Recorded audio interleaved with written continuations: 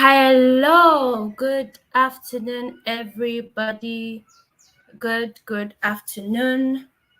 And again, once again, I'm on your screen, and this time around, we are here for the SDC Launchpad Showcase Day, Batch 3, and it's happening on the 2nd of November. Please let me know in the comment section if, of course, you can see me and you can hear me.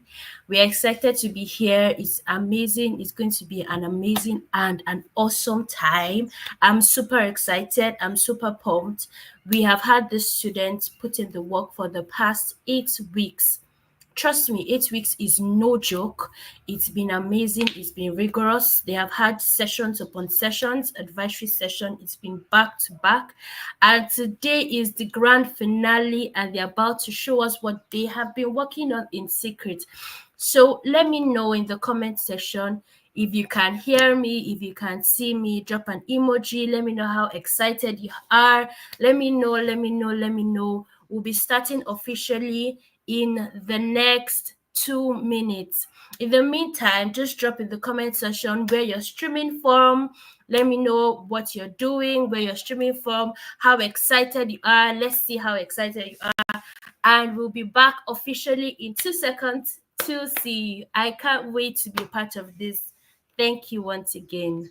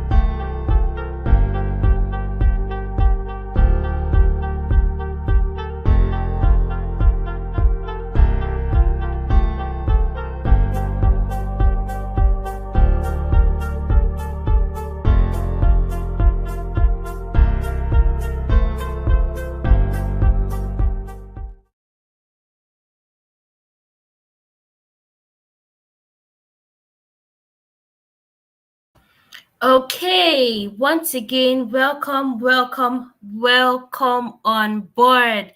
I am so excited to be here. Today is the official showcase day of the SDC Launchpad program, and we are excited as a team. I personally am excited to be here.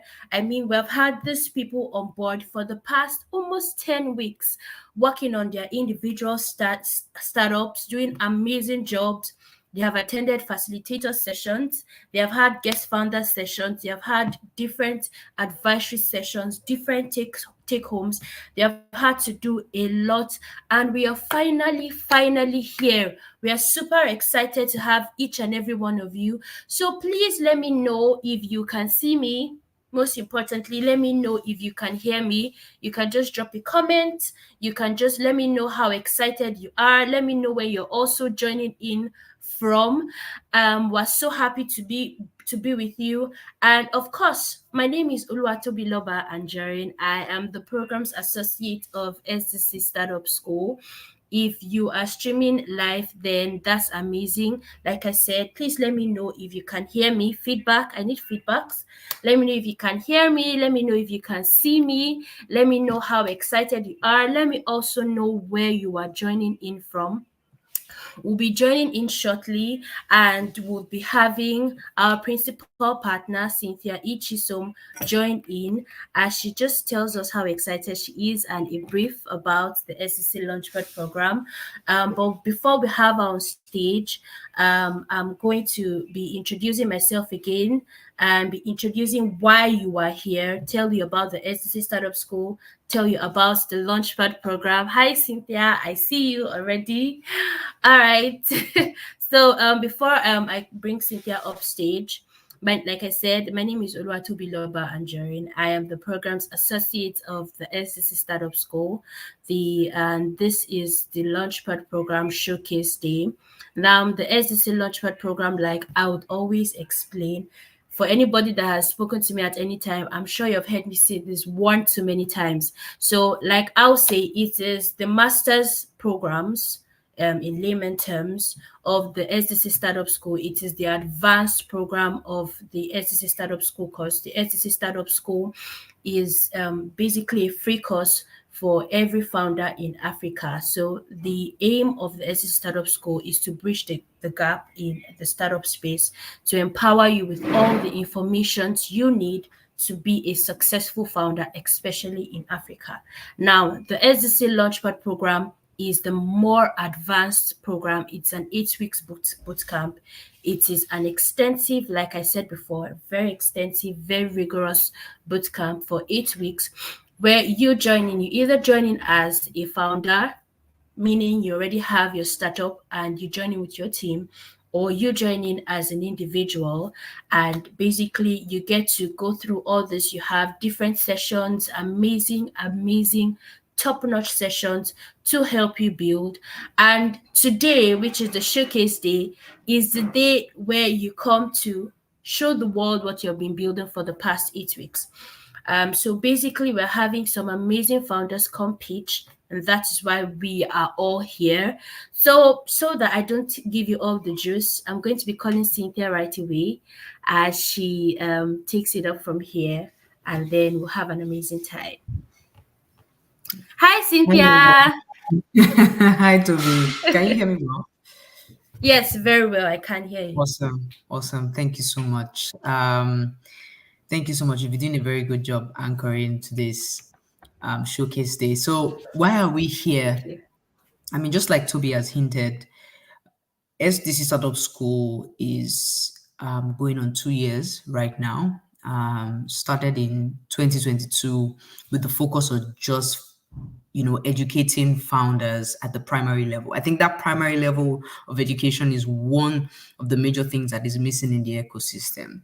And so we set out to really give first time founders and aspiring founders the opportunity to learn at their own pace all the basics, from what does it actually mean to build a startup? What is a startup? What does it mean to be a founder? How do you identify a problem? What exactly is a problem? How do you ideate? How do you ask the right questions? And so on and so forth. And we've done that for 2 years now, and we've been able to reach over 2,000 students from across 30 cities, including Asia, Africa, Europe. We have students from all over the world.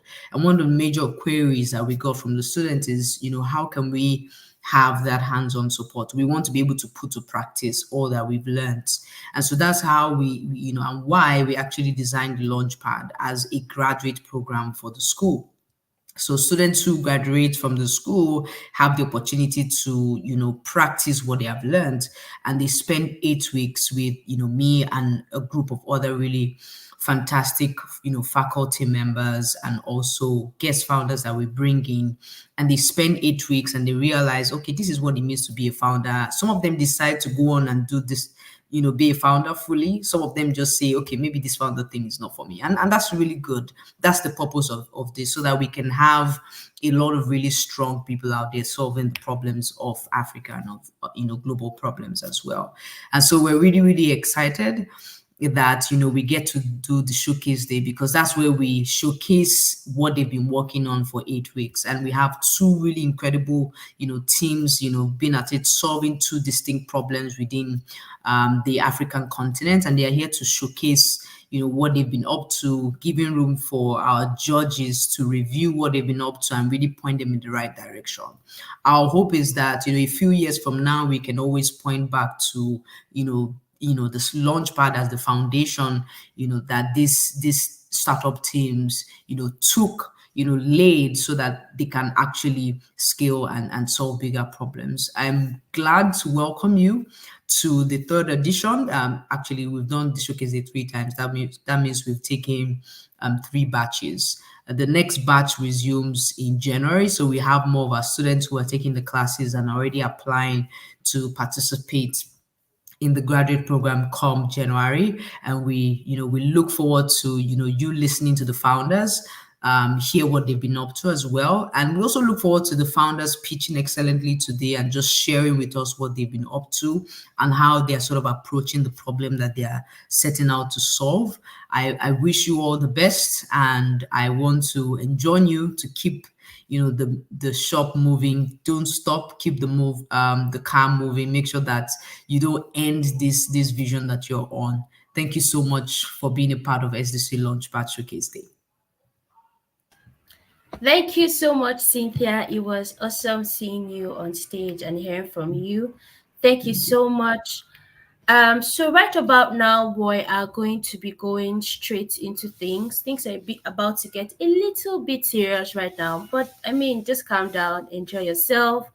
If you can, grab popcorn. If you can, get a cool drink, something to cool you down. We're about to have an amazing time. So just before we start things off, we are going to be having a testimonials from some of the launchers. So they're basically just going to tell us how their experience has been, how it was before they joined the SDC Launchpad, how it's going basically, and basically what they're expecting. Basically, tell us about their experience so far with us at the SDC Launchpad. And I'm going to be calling on Faithfulness Ame, and he's going to, of course, be telling us how his experience has been so far. Hi, Faithfulness. It's so nice to have you. Yeah, hi Tobiloba. How you doing? I'm very well, thank you. How are you doing today? How do you Yeah, feel? I feel fulfilled. I feel Oh, fulfilled. that's awesome. I love that. I'm glad. Are you tensed? No, no, no. I don't think I'm tense. Yeah, Oh, yeah. okay, okay. All right, that's that's really great. Okay, so tell me, so how has it been for you? Just give us a little bit of insight to how the journey has been so far. Okay, so initially, I when I heard about it, that I was signed up for it because I was signed up by my teammates. I was like shocked. That was my expression. I expressed shock, but at some point, I said, okay, let me try this out. And the first session we had, that was on data-driven strategies. It was a very, very great session. I really learned a lot, and I was always looking forward to other sessions. My most important session, which was particular to me, which was actually special to me, was the guest founder session, where people come and give their experiences, because that was more like a kind of a real life situations, more than the theory we usually had to learn during the facilitator session. So the guest founder founder session kind of balances out everything, and people give us their real life experiences and how they solved some particular issues. I was also privileged to have some quotes that I wrote down. Yeah, because most Oh, of the that's great. founders here were dropping some inspirational quotes. So they dropped so many quotes, and I wrote them down because I'm going to definitely use them in the future. And last but not least, the advisory sessions. Cynthia really did a very, very good job, a very thorough Thank you so job. much. Yes, That's yes, a very, very awesome. thorough job in working with us. I mean, these are things that we love to see. So, if you don't mind, can you just share a little bit? I mean, I know that with the information you have gotten, you and your team have implemented a few things into your startup already. So can you just share some Okay, of these things that has been implemented, what it was like before and what is like now? So what has okay, how has it been? And you got insight now when you've implemented it. How is it going, basically? okay. So, prior to the school, prior to the program, we had some level of we couldn't we hadn't drawn out our roadmap. We knew what we wanted to do, but we didn't have the roadmap planned. So by joining SDC, I and my team were able to see a very clear roadmap of the industry that we are playing at. We were just all over That's the place. So there was an idea, but we were just all over the place. We weren't precise with implementation, we weren't precise with actions, and we didn't know what to do one after the other. So we were all over the place. So SDC came to prune those edges, make us like an arrow so that we kind of hit our targets. I'm sorry for using that expression, but so we kind of hit our targets. And yeah, SDC really did a very good job with that. So arguments we usually used to have in-house was reduced. And another thing that really we got from here was financials. Initially, tracking financials at the company was actually very hard, but with the knowledge, with the guidance, with the tutoring, we're able to track our financials, know what's going on in the company, and then see our projected revenue in the next 5 to 6 years as a oh, company. that's Yeah. amazing. That's really awesome. Thank you so much. Thank you so much, Yeah. Faithfulness. So, do you have anything to say to anyone that is doubting if they want to join by any chance, or if they think this is not what they need? Maybe they're already scaling, they're already going. So they're like, I don't think this is for me. So, do you just have anything to say to any doubting Thomas out there, basically? Yeah. So okay. So I'm going to pick a saying from the CEO of My Stash. He made a saying that Okay. learning never ends. Learning never ends, Eh, and any opportunity we have to learn, we should always make use of. That was one of the guest founders in the session. So yes, so I believe that every every founder should see this as an opportunity. You might feel you know so much, but you actually don't really know the way you feel you know. So don't over the knowledge to which you have. Rather than doing that, just join the program, and definitely you're going to get a lot out of it. That's what I'm going to say. All right. Thank you so much, Faithfulness. Thank you Yeah, so much. It yeah, was amazing having you here. I mean, even more amazing having you in the SDC Launchpad. So, thank you once yeah. again.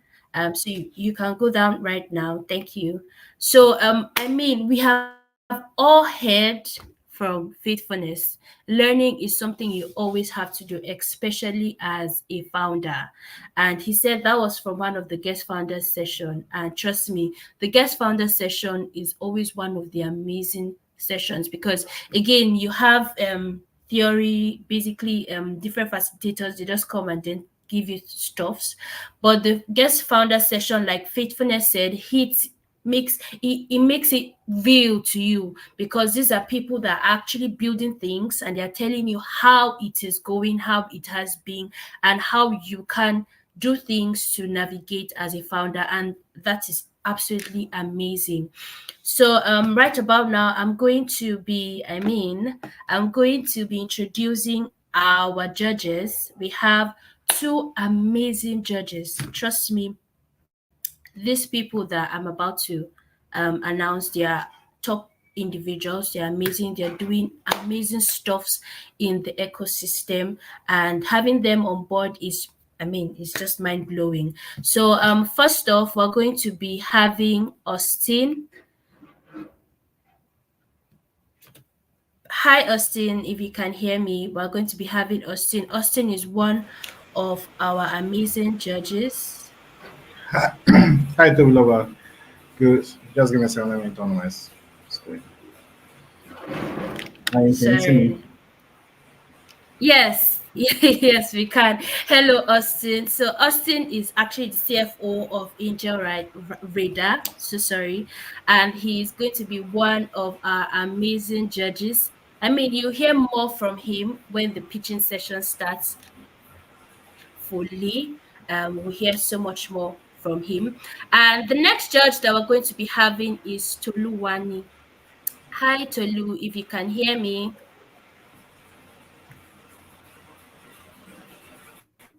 Hi, Blue. Hi, everyone. Oh, okay. Hi.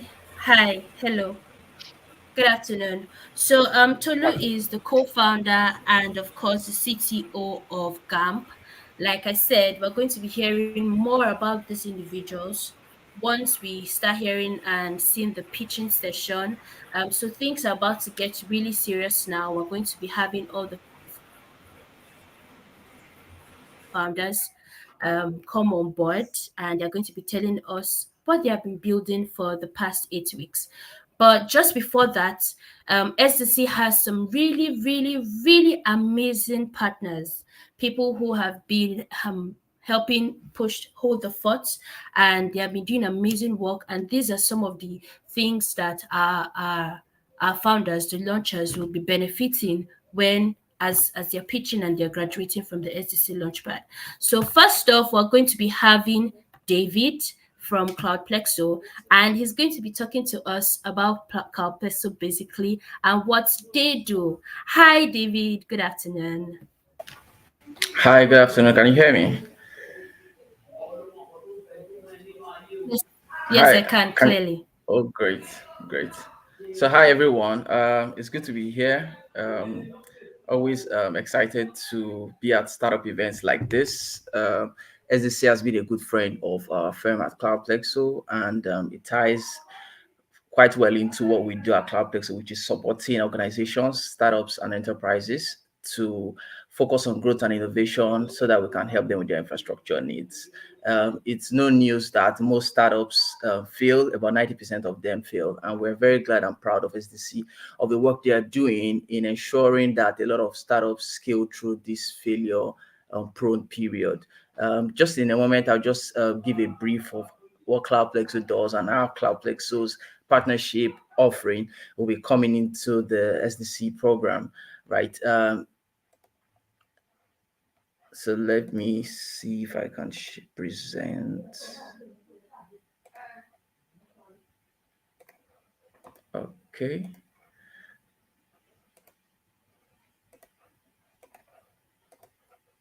Can you confirm that my screen is up, please? I think it's coming up.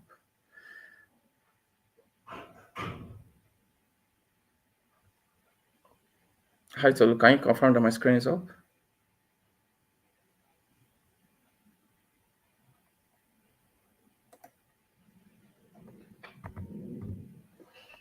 Hi, Tolu. Are you there?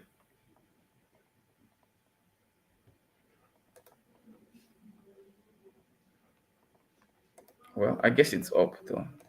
So if I could just share how Cloudplexo's cloud maturity service package would be helpful for the entrepreneurs at the SDC Startup School. This is our cloud maturity service, our special tailored offerings for startups that participants will be benefiting from as a result of the cloud maturity service. But first, if I could just give a brief of Cloudplexo. Cloudplexo is a cloud native firm. We are an advanced and technology partner of AWS. We help technology-enabled companies build, migrate, scale, and reduce cost, as well as innovate with generative AI on the cloud. Um, this partnership with AWS has seen us help over 1,000 startups, and we're gearing up in helping way more than this. We also help enterprises and medium scale businesses. For the purpose of this presentation, I'll be focusing on startups. So for startups, our cloud maturity service provides AWS credits to startups, which means that they can get to focus on their growth and innovation while the credits cover for their infrastructure costs, pending the time they can attain profitability. The second is localized AWS billing, which means that in this part of the world where the dollar devaluation issues have become a thorn in the flesh. We can help startups remit their AWS bills in Naira. We also help them optimize and reduce costs on the cloud, as well as monthly cloud billing. As a result of this partnership, also, we will be helping the startups at SDC with subsidized technical support up to the tune of 100%.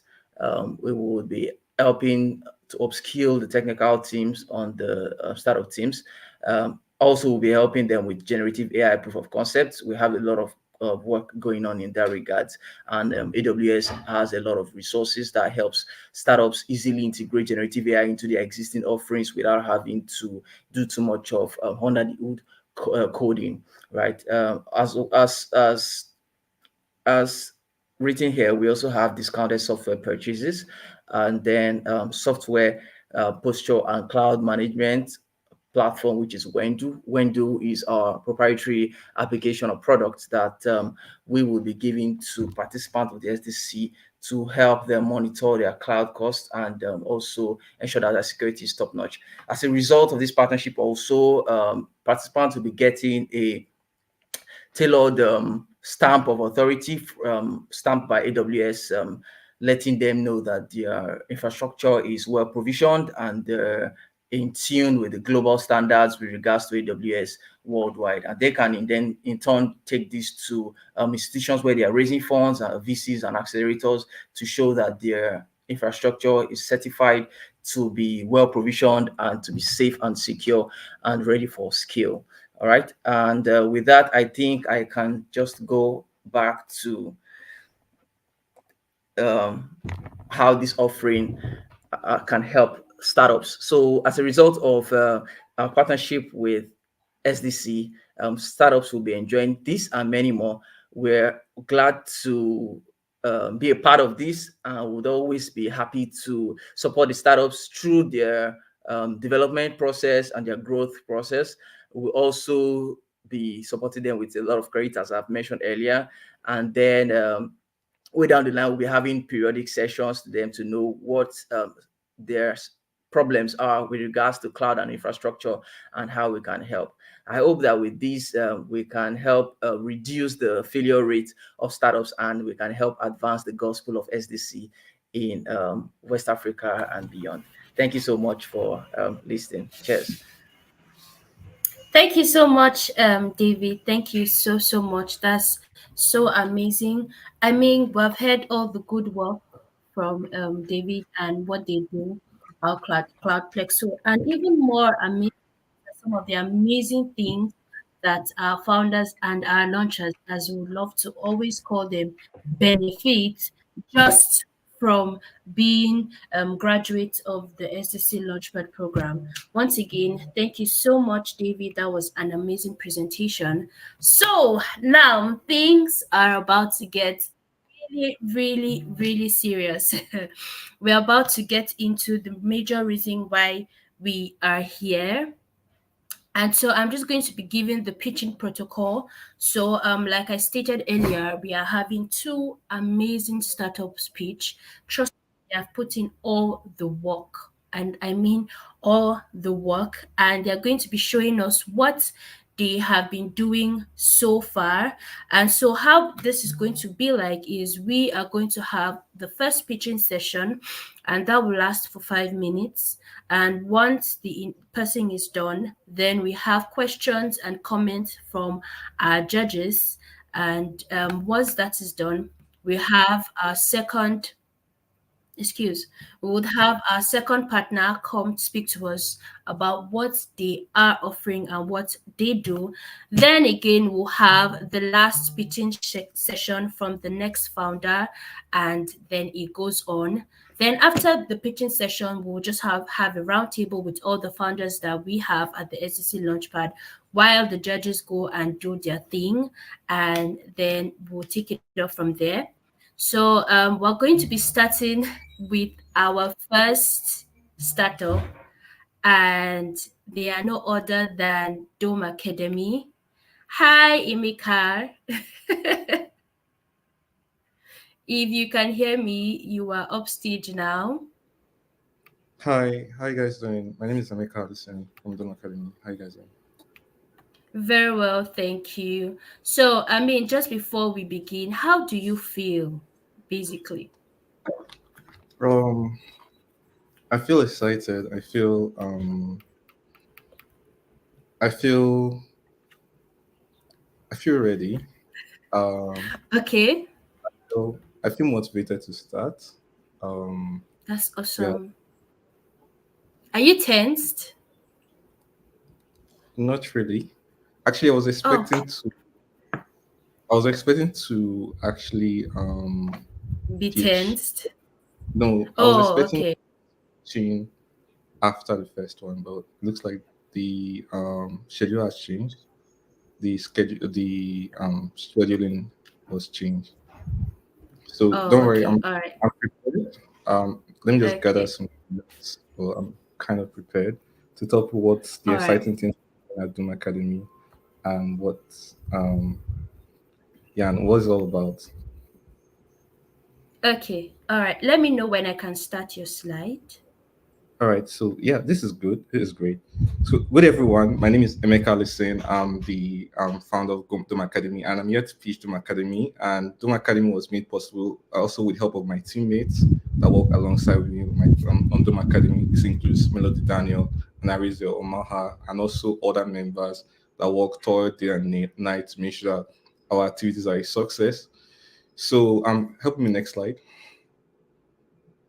So why Doom Academy? I discovered that a lot of people were coming to me previous years, starting from 2020, because they wanted to actually advance their career. They didn't just want to get a job in tech. They also wanted to advance their careers in tech. And I discovered that as I was doing adult training for them, I discovered it was something that needed to scale for them. And I decided to come up with Doom Academy. I also discovered problems with intermediate, especially intermediate tech professionals not progressing in their careers. So I said there was something that needed to be done to solve this. So that's why I introduced the Marketing, which is the platform that encourages people to learn in public as part of the community while they grow on demand skills. So that's it. So help me with next slide. So Nigeria and other African countries has a competency issue. There's competency gaps in Nigeria and everything. Look at our power sector, you look at our healthcare sector, you look at every sector, key sectors in Nigeria that needs competent individuals, especially skilled tech competent individuals to do stuff. Let's say you're trying to get health record at the hospital. They have to go through documents, they have to go through lists. Everything is just disorganized because there's no competence individual, competent tech individual that works in those organizations or work in those or create solutions that they need to be able to organize data properly so they can be able to access their patients very effectively. There are also problems there are different problems in our institutions. It also shows that 4 out of 5 Nigerian organizations suffer because they lack adequate competent tech individuals, not just people with the skills, but people that can solve that particular problem for that particular domain. So, like next slide. So yeah, so we identify key problems. So number one was personal guidance. We discovered in even amongst intermediate people that call themselves intermediate tech professionals, so that people that they have the jobs, but they think they're competent enough to do some skills to actually apply themselves to work. They discovered that they need personalized guidance. That was a problem for them. And when we did the survey, we discovered that 59% of individuals actually need personalized guidance. When we looked at motivation to learn, to keep learning, it's got that 47% of individuals suffered from lack of motivation to keep learning because they didn't really have the platform or the encouragement to do so. we scored that 64% of people said that a community will be extremely important for them when they're learning skills. And we also discovered that learning in public, when we did the polls and surveys based on respondents that we had, scored that 64% of our respondents said that being in public is essential for them in increasing their competitive advantage, especially in the tech industry. Next slide. So when we look at market size, and if you look globally, it looks like 97 million new tech roles are going to be created globally. And in Africa, it's projected that up to 230 million tech jobs can be created globally by 2030, which is driven by the rise of internet access and youth demand for digital skills. A lot of demand for youth digital skills. In West Africa, particularly Nigeria, there's increasing tech employment opportunities, and digital economy is projected to make it um, $8 billion for Nigeria alone if things are done all right. So in areas like data science, software engineering, fintech, if this applied to solve particular problems for our society, it could actually earn a lot of income for Nigeria. So when we look at things globally, we have 230 million people globally who need tech skills. When we look at Africa, by from data from World Bank, we see greater than 50 million individuals yearly. As for this year, 50 million individuals who demand to know to learn tech skills, to be a demand for those skills to million individuals. And we look at Nigeria alone, up to 5 million people each year who are pushed into the labor market for tech skills. And it's not just about pushing them into the labor market. Can these guys meet the problems that we currently have here in Africa, especially in Nigeria? Next slide. So let me just talk about briefly about our solution. So we're trying to offer lifelong learning by encouraging people to learn as part of a community to develop their skills in public. So we just don't want talent to just be available. We want it to be in demand. It's not just enough for talent to just be available. It has to be in demand. So we want people to be able to want to develop problem solvers that can compete on a world class level. So the three ways we try to do that is by encouraging lifelong learning. So we offer learning paths that encourage people to continue learning, to meet new objectives, hit milestones, and so we also encourage people to build in public. So we provide a platform where learners, we call them dominators, can build and compete and collaborate by building useful projects that actually meet problems in society.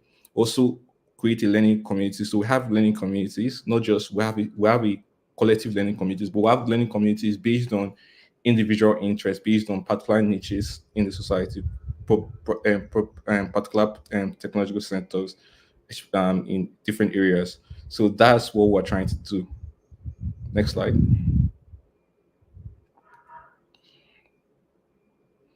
So our key offerings. So number one key offering we have is cohorts. So this is this intensive training program which is run over a specific period, usually 3 months, 4 months, or 5 months. And we take students on a journey of learning by practical applications, so they get to build projects and actually showcase that. We have a public portfolio. So while we offer tailored learning experience, we also enable our members to also showcase their journey and experience and their projects as they learn. So they have a public profile where people can actually see, oh, this person has been learning this. This is what the person has been able to work on. This is what the person has been able to build. And it actually builds like a public competence kind of metric where you can see people building their competence in a very wonderful way. So we also have communities. So we provide a vibrant learning community, and we hope the next generation of African builders will be trained and connected through our platform. And we also offer self-paced courses. So we offer self-paced courses to allow members to learn on their own pace, accompanied by projects which they can showcase on their profile, on their portfolio. Next slide. So our progress so far. So we have a vibrant WhatsApp community with up to 186 active members. And we also have a online platform where we host live sessions, that's live webinars and self-paced courses. So we have self-paced courses on our platform at the moment. We're currently running a paid course. This is one of our pilot programs called Build Along, where we're teaching people web development and beginners web development by building projects. So currently, if you look at our numbers, we have 186 active WhatsApp members, registered users on our platform, and 96 active registered users. These are users with profiles who have created profiles on our platform. And we also have currently we're training 14 people during our Build Along pilot program. Why we have the number at 14 is because we're doing experimentation. We're trying to see how we can tailor our training to actually meet the needs of people who want to actually learn in public and showcase their skills in public. So we want to see what works for them and what doesn't work. Next slide. So what is our timeline? So currently we're hosting self-paced courses and courses. We want to target by next time, want to meet over 1,000 individuals that want to learn. I know my time is almost this, so I'll just try to start. We also want to expand to other African nations, maybe Cameroon, Ghana, Rwanda, Egypt, and so on. And we also, like in 10 years, want to have innovation platforms in multiple countries. Next slide. So our competitive advantage, current tech initiatives, learning initiatives are not adequate because they just train individuals to gain the skills alone and supply them to the talent pool. So we just don't want them to just be supplied to the talent pool. We want these individuals to continually be advancing in their tech growth, to continually gain the skills to solve problems that continue to face a society.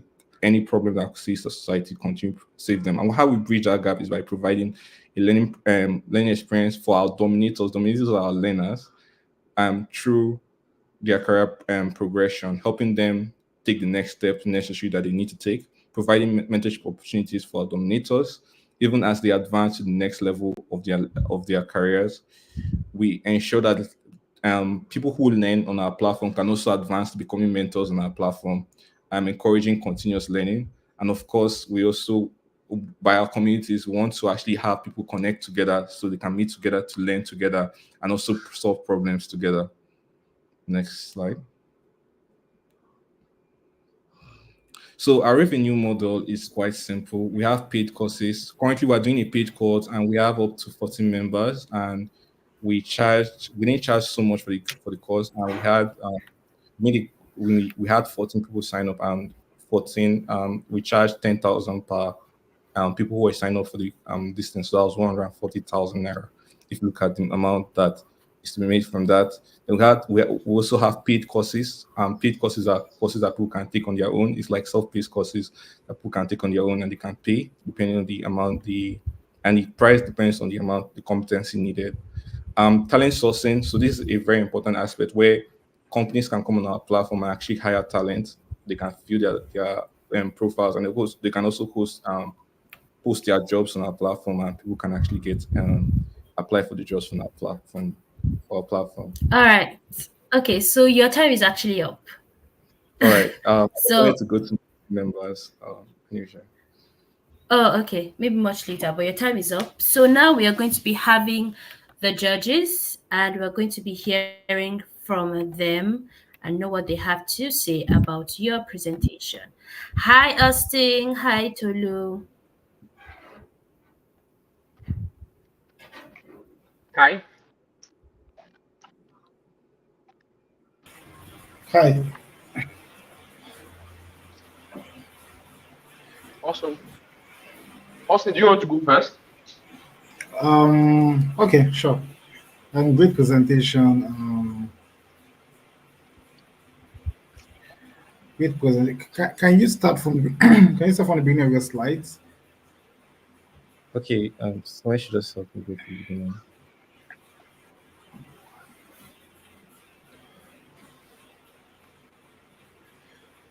All right. Dome Academy. So you're a community-based learning platform that enables individuals learning in-demand technical skills while building in public. So I have a couple of comments when we're presenting. The first comment I wanted to know is about the scalability of Dome Academy, right? Given that we have lots of learning platform in the market. So what have you have you been able to identify how scalable this idea can be? And second question I want to know is what is the vision when you were building Dome Academy in your head? What where is the optimal level Dome Academy can reach, right? So let's say if I'm building a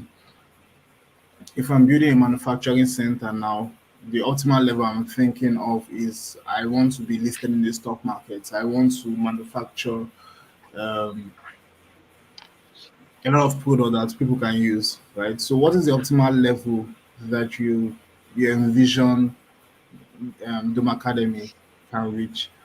The third the third aspect where I need clarity is on the model, right?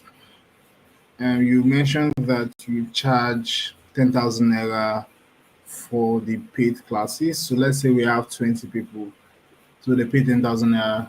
Um, so that's your revenue will be 200,000 naira. Yeah, it was an So experiment. We're running yes. an experiment. So I would love to know for you to develop a course, right? Um, are you going to expend up to that amount, right? Or let's say you're sourcing a course from elsewhere. So let's say you're so because you mentioned that your target audience will be also intermediate professionals, right? So intermediate professionals they know the kind of courses they're taking. Let's say you're a finance professional, right? So you are thinking of getting your CFE or your FMV or your AFM, right? And those courses already have prices attached, right? So, for example, the CFE is roughly $8,500. The FMV is roughly at $3,000. The AFM is roughly $150. So, how if you're bringing courses from outside, right? Because you're trying to service intermediate professionals as well. Um, 10,000 naira. I mean, I would use a platform if I'm paying 10,000 naira, right? Rather than paying um, $150. But Yes. if you're developing the course yourself, do you have the capacity to do that? And if yes, don't you think 10,000 naira might be too small for you to develop that course content? Then my last question is, um, why this market? I guess it is also the first question, but why are you doing this? So yeah, those are just some comments I've spotted when we were pitching. Okay, so like you asked, what's the vision? Like, where do we see ourselves? Okay, so like I said, the next thing is we actually want to have innovation platforms. These like not just virtual places, but also like physical places where people can actually come together and collaborate to learn. There was actually a visible example of that where we had a company called Build Space that did this kind of thing where you have people coming together as a community to build their ideas, work on their ideas, build their ideas. So one thing we actually want to do in terms of doing that is encourage people to actually be part of community. So let's say you want to learn how to build a social media platform. Are you following? You're not just going to learn the engineering aspect of it. Are you following? You're going to be connected to the designers. You're also going to be connected to the product managers. And so you guys can work together in sync, can be split into teams. That's how the calls are going to run. Are you following? So that's what we call build along. When we come up with ideas that we want people to solve, they try to solve towards those ideas and work towards those ideas. So what we want to do, we want to build problem solvers that can solve problems in on scale. When you asked about how we tend to scale, so like I said, we discovered that this model actually works. There are code based models that work for multiple platforms. So how we intend to scale is number one, we want to have want to expand, want our platform to be able to host up to hundreds of people per time when we're doing courts. And we also have opportunities for people to form learning groups. So that's why we have prerequisite courses that people can actually sign up for and learn together. So if you're a part of a learning group, you can actually learn a course with other people at your own pace. So while you're learning with other people, that encourages you to actually draw in more people into the platform and get them to learn. Do you understand? Alongside with yourself, so you can build an accountability system for yourself. Also, we're encouraging people to actually come there and showcase their profile, their portfolio on that platform. By doing that, people can actually see how they've progressed in their career, and they can use that as probably proof of growth or probably proof of competence for themselves. So it attracts employers to them.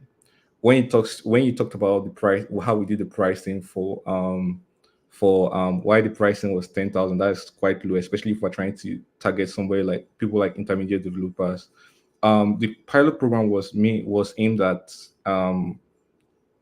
the pilot program was aimed at absolute beginners or absolute beginners, and we discovered that most of these beginners are people that just leaving school and people that don't have um full-time employment yet, or do you get also students in universities that that still require support from their guardians or whosoever is guiding them to actually meet their basic needs. So we put the price at that amount.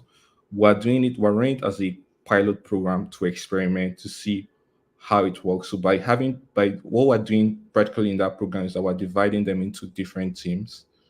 Are you following? As they learn, they'll come together and meet together to actually discuss what they are learning, share their challenges on what they are doing. They'll have a key mentor assigned to each of those teams where they kind of share their their problems, what they've not been learning, what how they can improve, and they work on projects which is going to be showcased publicly as they learn. So there's a leaderboard for them in Bizalong where as you learn, you'll be scored based on how good your project is. There are certain metrics you are using to score your project, and we're doing that. It's a pilot program. Why we put that at that amount is because what is a pilot program we're using to experiment. We wanted to get data. That's the most important thing that we wanted to do. Wanted to get the data required and wanted to use those data to create actionable. We just don't want to build and want people to join in. I think that's something SEC has taught us. Like it has to be data driven, especially. So best way to get data is somehow running experiments, and that's one of the best ways to get data. So that's why we did that. Um, so yeah, so when it talks to this thing, so that's why our ask was for strategic partnerships. When you want to do things like maybe let's say AWS cloud development, this thing we could actually have a strategic partnership with AWS or Google Cloud Platform, depending on the cloud platform there is to host a quote with strategic partnership with them. Do you understand what I mean? Which we could charge at a particular amount. Also, that strategic partnership also it gives rise to subsidization for those courses so we can have more people join. Do you understand what I mean? If we host the course and ourselves also, we'll also charge the cost, the premium that the cost that such a training will cost. Obviously, you won't be getting certification through our platform. We'll just be preparing you for the certification on how to get the certification. So when you get the certification through our platform, we're preparing you on how to get the certification. But by strategic partnership with, like, for example, Google, with strategic partnership, we can actually do that. So that's one thing. That's one way we plan to go about that. All right. Tolu, I saw you want to ask a question. Yeah, sorry, I can't find any pictures to raise my hand, so I have to. Um, Thanks for the to responses you've given to Austin. I wanted to ask, um, what's the actual differentiation between you and every other learning platform that exists? Okay, so um, every other learning platform, yeah, most of them do not concentrate on lifelong learning. And what I mean by lifelong learning is like allowing people to keep on contributing and helping other people learn as their journey. So we just don't want people to just be we want people to be active members in learning. So once you're learning, the process doesn't stop. You keep on going from one level, creating roadmaps for them to continue growing their career. Obviously, we know we can't retain everybody, but you can also be a mentor within our platform, and we can give you there can be incentives to that. Do you understand? I mean, where when you go up to be a mentor within our platform, you can actually train other people that are under you to actually learn, and so and hold other communities. It's called that community-based learning is actually very good. It's something that helped me even in the start of my career. And yeah, that's Yeah. pretty. Sorry, I cut you short. But yeah, I got your feedback quickly, and I don't know the amount of time we have, so I'm just going to try to move through my questions very quickly. Okay. So the differentiation is the method. You focus on lifelong learning. You think other platforms focus on just learning for what you want to get, and they drop off eventually. Okay, so second question is, why are you the right person to be doing this? Okay. Tell me about yourself and your team, and why you guys are the right people to be doing this. Okay. So well, I have vast experience, especially in the tech industry. I've built a number of products, especially like products that have scaled to thousands and even millions of people currently working in on board this thing, and I've seen how how to build products in the world and what goes into engineering, the engineering process and building.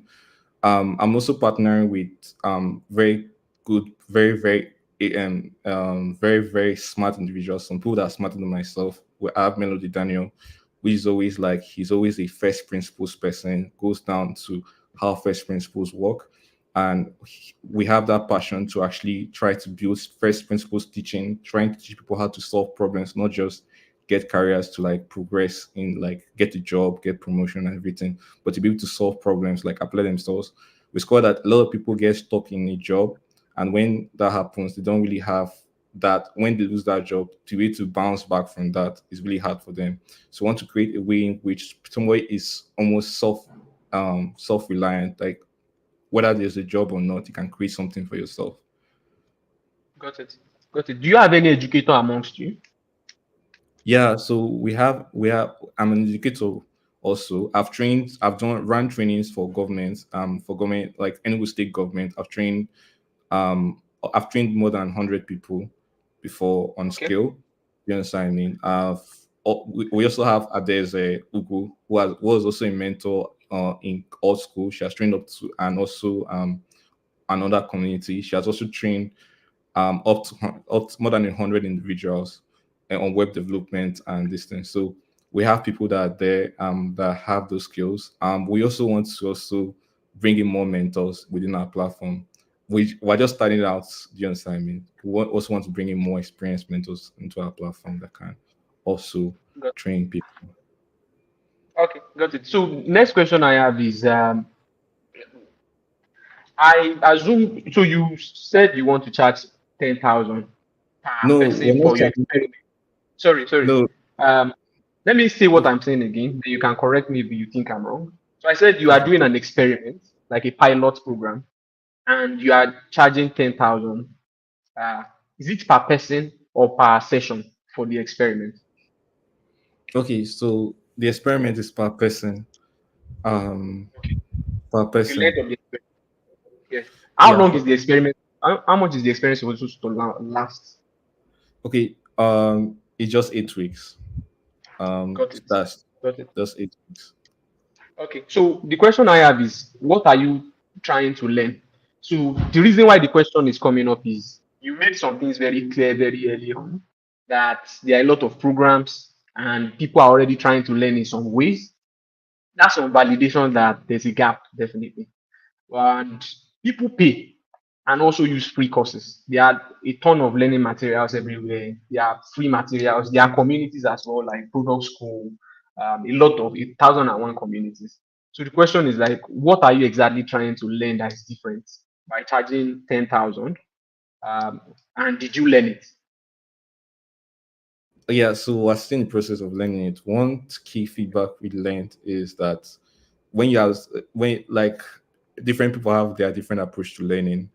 When you make assumptions on generally thinking that okay, everybody will have a similar learning path, is somehow different. You have people that struggle to learn particular skill for many years. They've gone through different training programs, but they struggle to learn it. And we discovered that when you teach people by building, are you feeling? Because they are learning, they are building also. The learning process is accelerated for them, especially when they can showcase what they've built.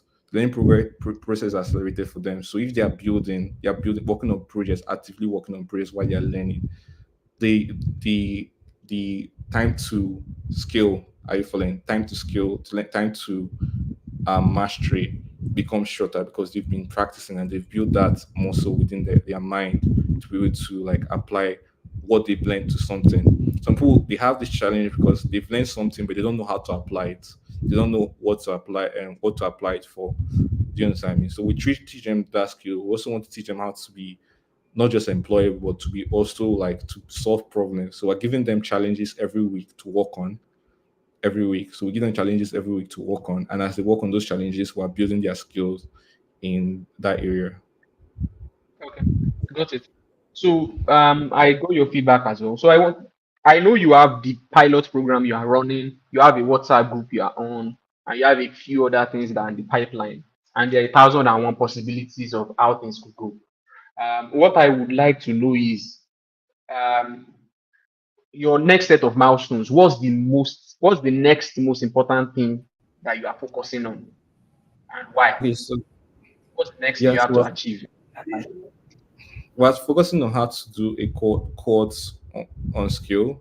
Do you understand me? This from this pilot course, we're going to use learnings from there to actually create on our course a more advanced course. Do you understand? We will have more number of people and multiple skills in that training. So not just web development, but also UI UX design and data science. Those are the two other skills we want to train on that course. We want to concentrate on course. And the course we want to do is that we also want to have a community. The course also have a community where people can communicate with themselves and also see their progress. The pilot program, we actually built a website, a platform for it, separate from our platform, where they can submit their projects each time. There's a leaderboard where you can see um, their their their rankings as they do the projects, and also we also create extensions for them that actually give them a web extension for them that actually show them, hey, this is what you're supposed to learn at this time, um, and link to resources that they need, and so we want to see how to carry those stuff and put within our platform. Um, yeah. Okay, so I've got only one question extra, yeah, and like it's because I read the first screen, the first slide on your pitch deck, and I found you had in the first set of slides spoken about the problem that most people can't level up. They often come with like basic skills, and they often require some support to be able to get to intermediate or senior level. And I found your pitch from the beginning focused on that general problem. But as we move down the line, I found that you were focusing first on tech related skills. So, is there any future here for like an accountant, uh, a business development person, a sales person? Yeah. How So are you doing that you have the skills for right now only? yeah, so we're doing what we have the skills for, like what we are currently, we can't give what we don't have. Are you following? So we're doing for what we currently have the skills for. Obviously, there'll be opportunities for those as time goes around the line, like for problem solvers in those other areas.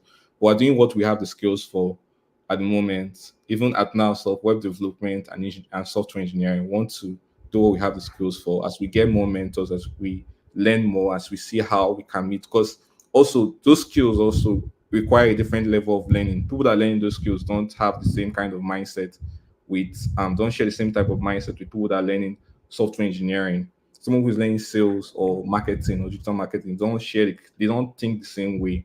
They have different expectations of their learning. So if we just come in and just make assumptions without collecting data, we're bound to we're bound for disaster. So we need to collect the right data to know exactly how to meet those people also. Got it. I think that's most of my questions. Thank you. Thank you very much.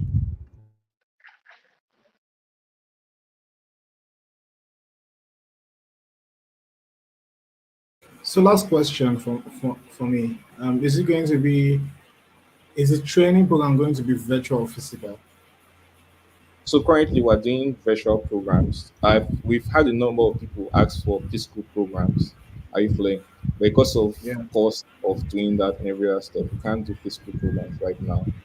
You understand what I mean? Okay. Also, our learners are from all over Nigeria. So we have people from all the way from Kaduna to Lagos to Ogun State to different states in Nigeria that are trained, even currently right now, different states also.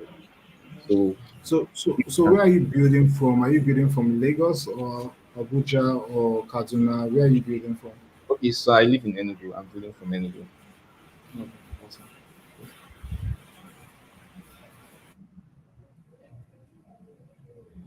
All right, thank you so much. Please confirm that you can hear me.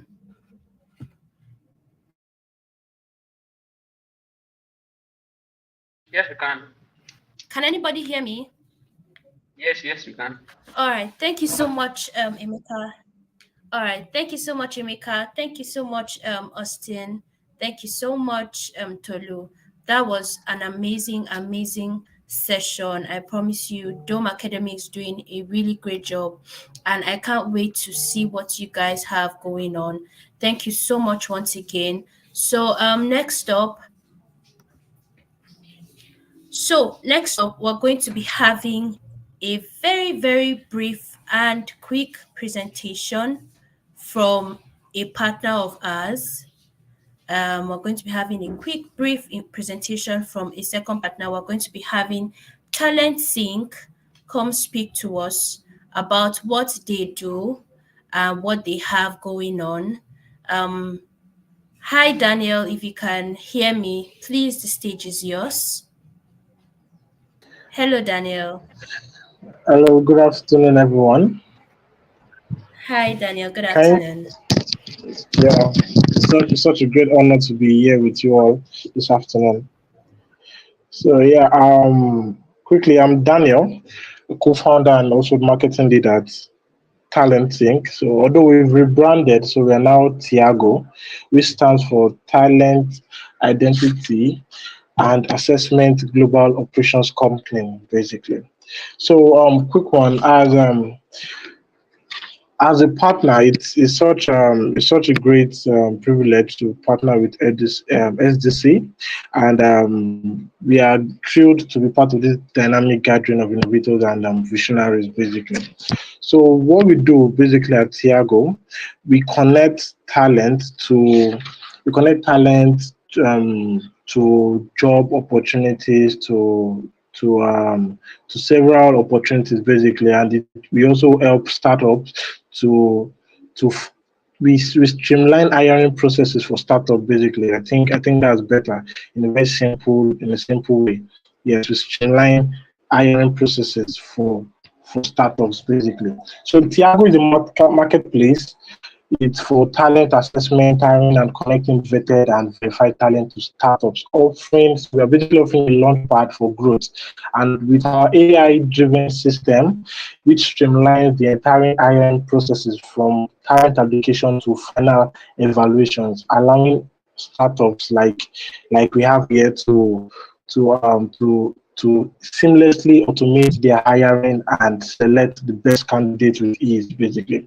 So with Tiago, the gospel we're trying to preach about Tiago is we know how frustrating it can be hiring through hiring, getting the best fit talent for your startup. Basically, we've been there.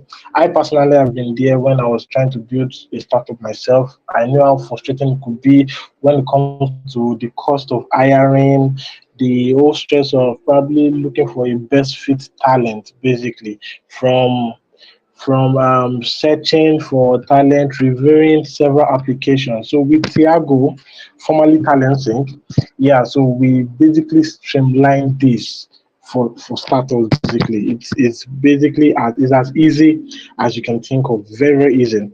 So yeah. So why Tiago basically? Why Tiago? Why Tiago? Why Tiago?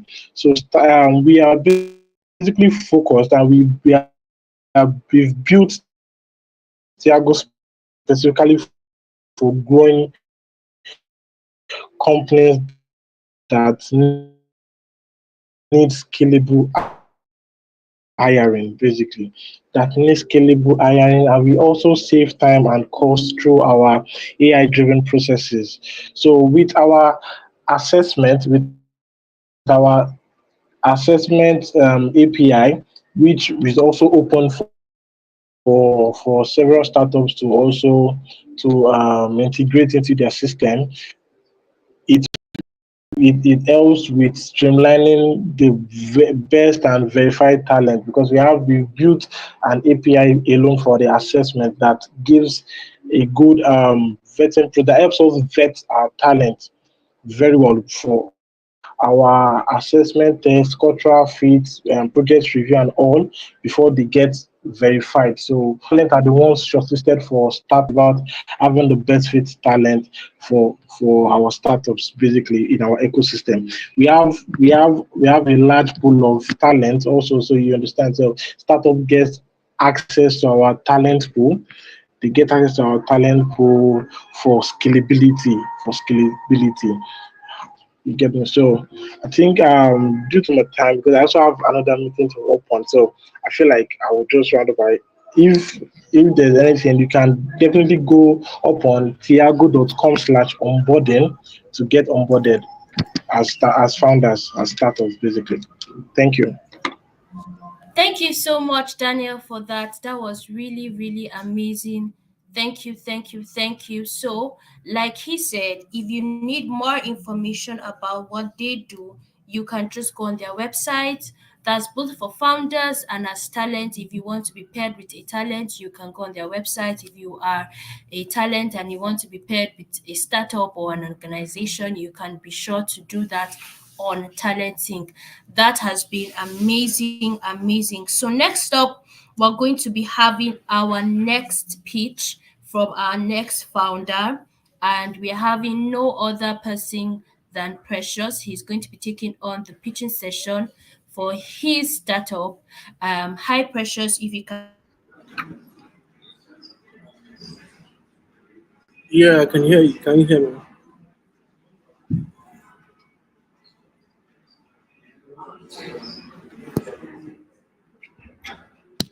Can hear me. Yeah, I can hear you.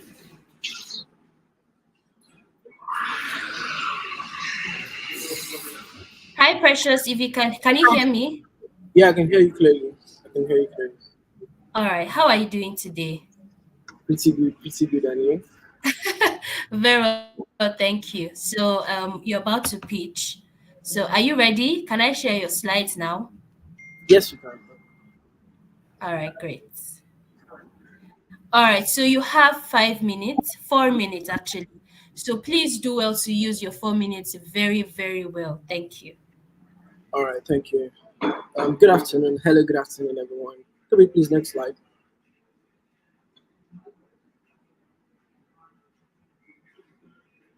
Hello, could we please the next slide?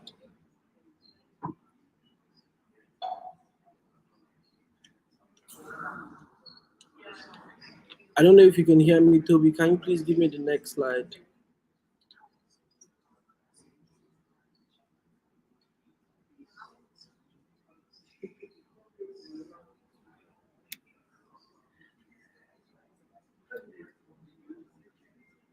Can you hear me, Toby? Can you please give me the next slide?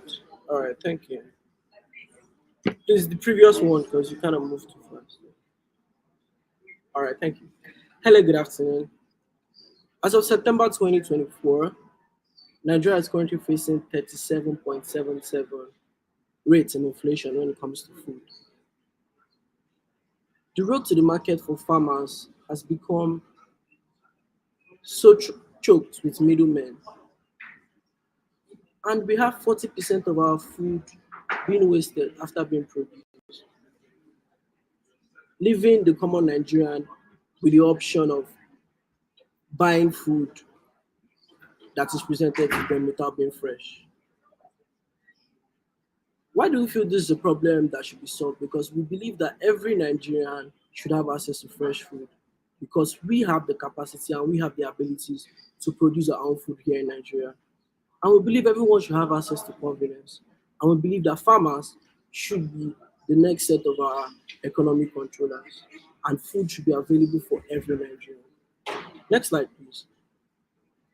Why do we feel now is the right time to solve this problem?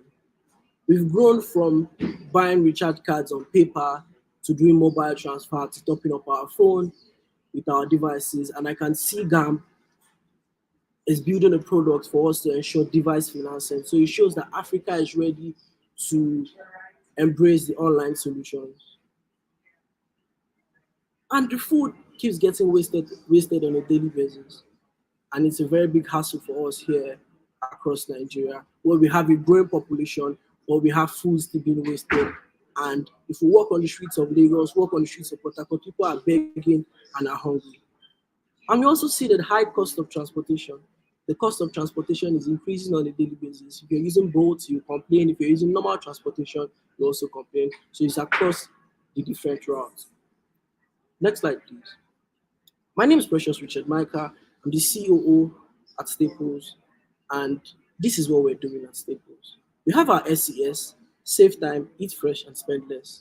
Now, this across different points, we plan to be able to make users spend less on food, eat fresh, and also have it at a fast time. Now, I'll be giving one of our deliveries as an example. It costs 30,000 to have a basket of mango in the market. But on Staples, we have a basket of mango for 3,000 naira fresh from the farm, delivered to your doorstep. So we're giving you confidence and also safe pricing, so from 30,000 naira to 3,000. Check the difference for a common Nigerian. Next slide, please. Hello, Tim. Next slide, please.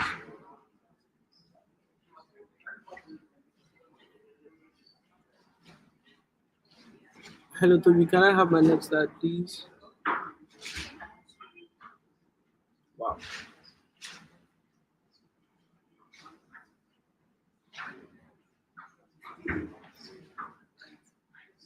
Is there something wrong with my slide, Toby?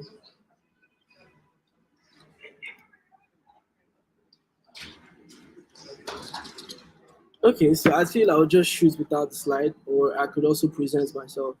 So,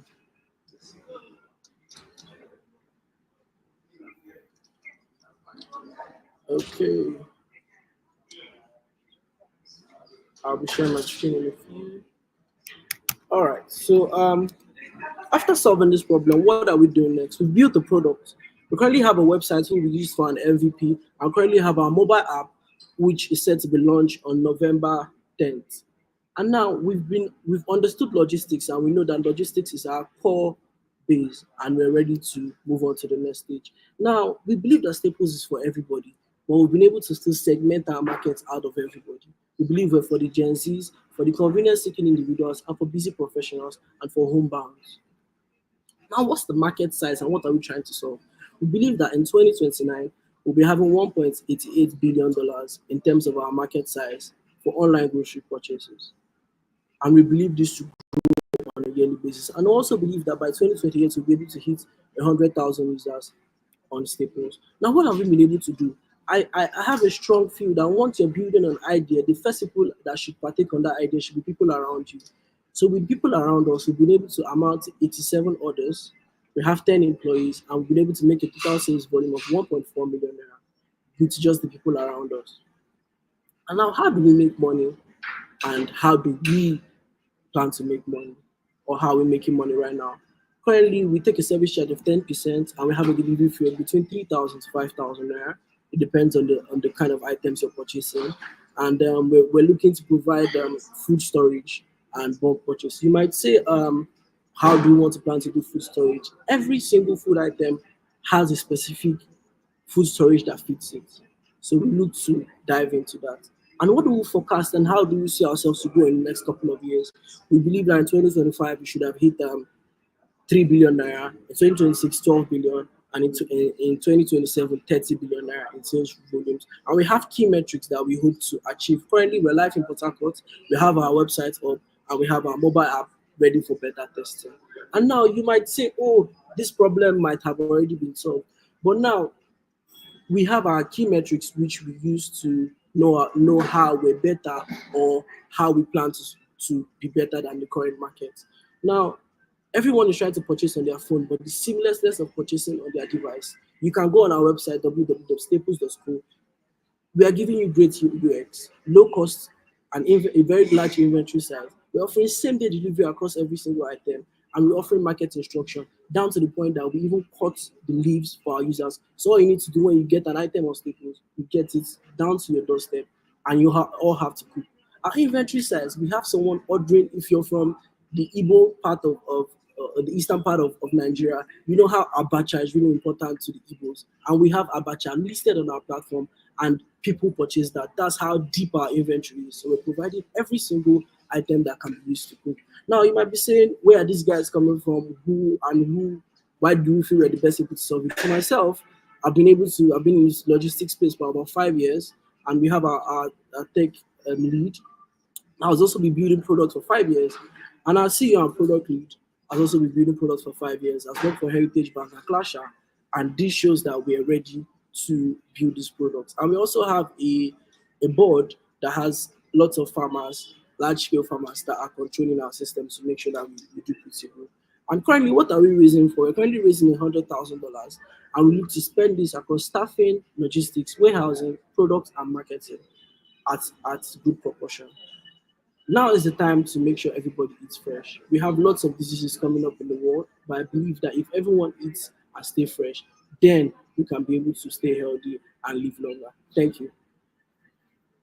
Thank you so much, Precious. That was amazing. That was super super amazing.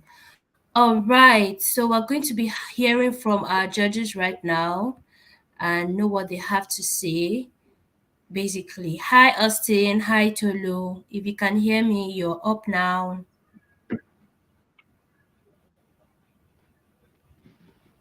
Hi, can you hear me? Yeah, yeah, okay. Yes, I can.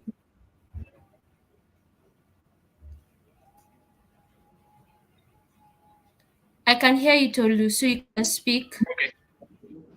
Yeah, okay, awesome, awesome. So, I have a few questions. So you said you made 1.4 million or so. Yeah, Yeah. what's your margin like? And What in is it? terms of our 10%, profit, as you said. yes, Yes. in 10%, yes, yes. So we made So you 140K. made 1. Oh, okay. Yeah. Okay. Since when did you start So, selling? When did you? okay, so officially, we started in January. So we've been Okay. beta testing since January this year. Okay. Do you just offer a marketplace, or are you the seller? Do you buy to sell, or do you just offer a marketplace? So we don't buy to sell. We offer a marketplace for the farmers to be able to. We're cutting down middlemen. So we're making sure the farmers are able to be visible to the users. Okay. Do you today have any inventory? You said you intend to have like warehouses, etc. So Yeah. is that is that inventory yours or the farmers? So okay, so we know that the farmers is one part and the storage is another part. You understand? So Yes. we look to have an inventory which we store for the farmers and still give their same price, like get from them at a good price, then still give it to the users at a pretty good price. For items that need storage, for some items that don't need storage, we just like catfish. I don't think you need storage for catfish. Catfish needs to go straight from the farm down to the doorstep of our user. Yeah. Do you have any inventory like that right now that you are storing for people? For now, we haven't activated that for now, but we look to do Okay. that. That's why we put out in our ads to be able to start up the warehouse. Okay. So you spoke about the differentiation between yourself and Price Pally and the rest of the guys, Go Lemon Price Pally. Could you speak a bit more about that for a moment? Okay, so I would like to use a few cases from our users as a standpoint. And we had a user that wanted to buy a basket of mangoes, um, but before she got to know about us from a friend, she buys for 30,000 naira. But on our platform, we gave her for 3,000 naira. Look at the difference. So the farmer has always been exploited and the process has always been rigorous. But we are giving her for the seamless market price. That's one. Now for the second one, How did that happen? Sorry, before you go to the second, how did that happen? yeah, Why is selling it for 3,000? It's the market in Africa or in Nigeria. The food market is not being regulated. So anyone can, it's my personal choice. I can come to my market stand and say that my food is 30,000 naira and you have to buy it. You understand? But we are bringing a system where the farmers rather control their system. So the farmer has been exploited. They might have bought it in bulk purchasing for probably 1,000 naira and selling it for 30,000 naira. And for the second one, I would shoot for um, someone being able to buy abacha.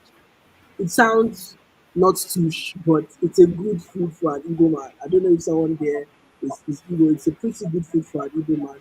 Like how Amala is pretty important to the Yoruba.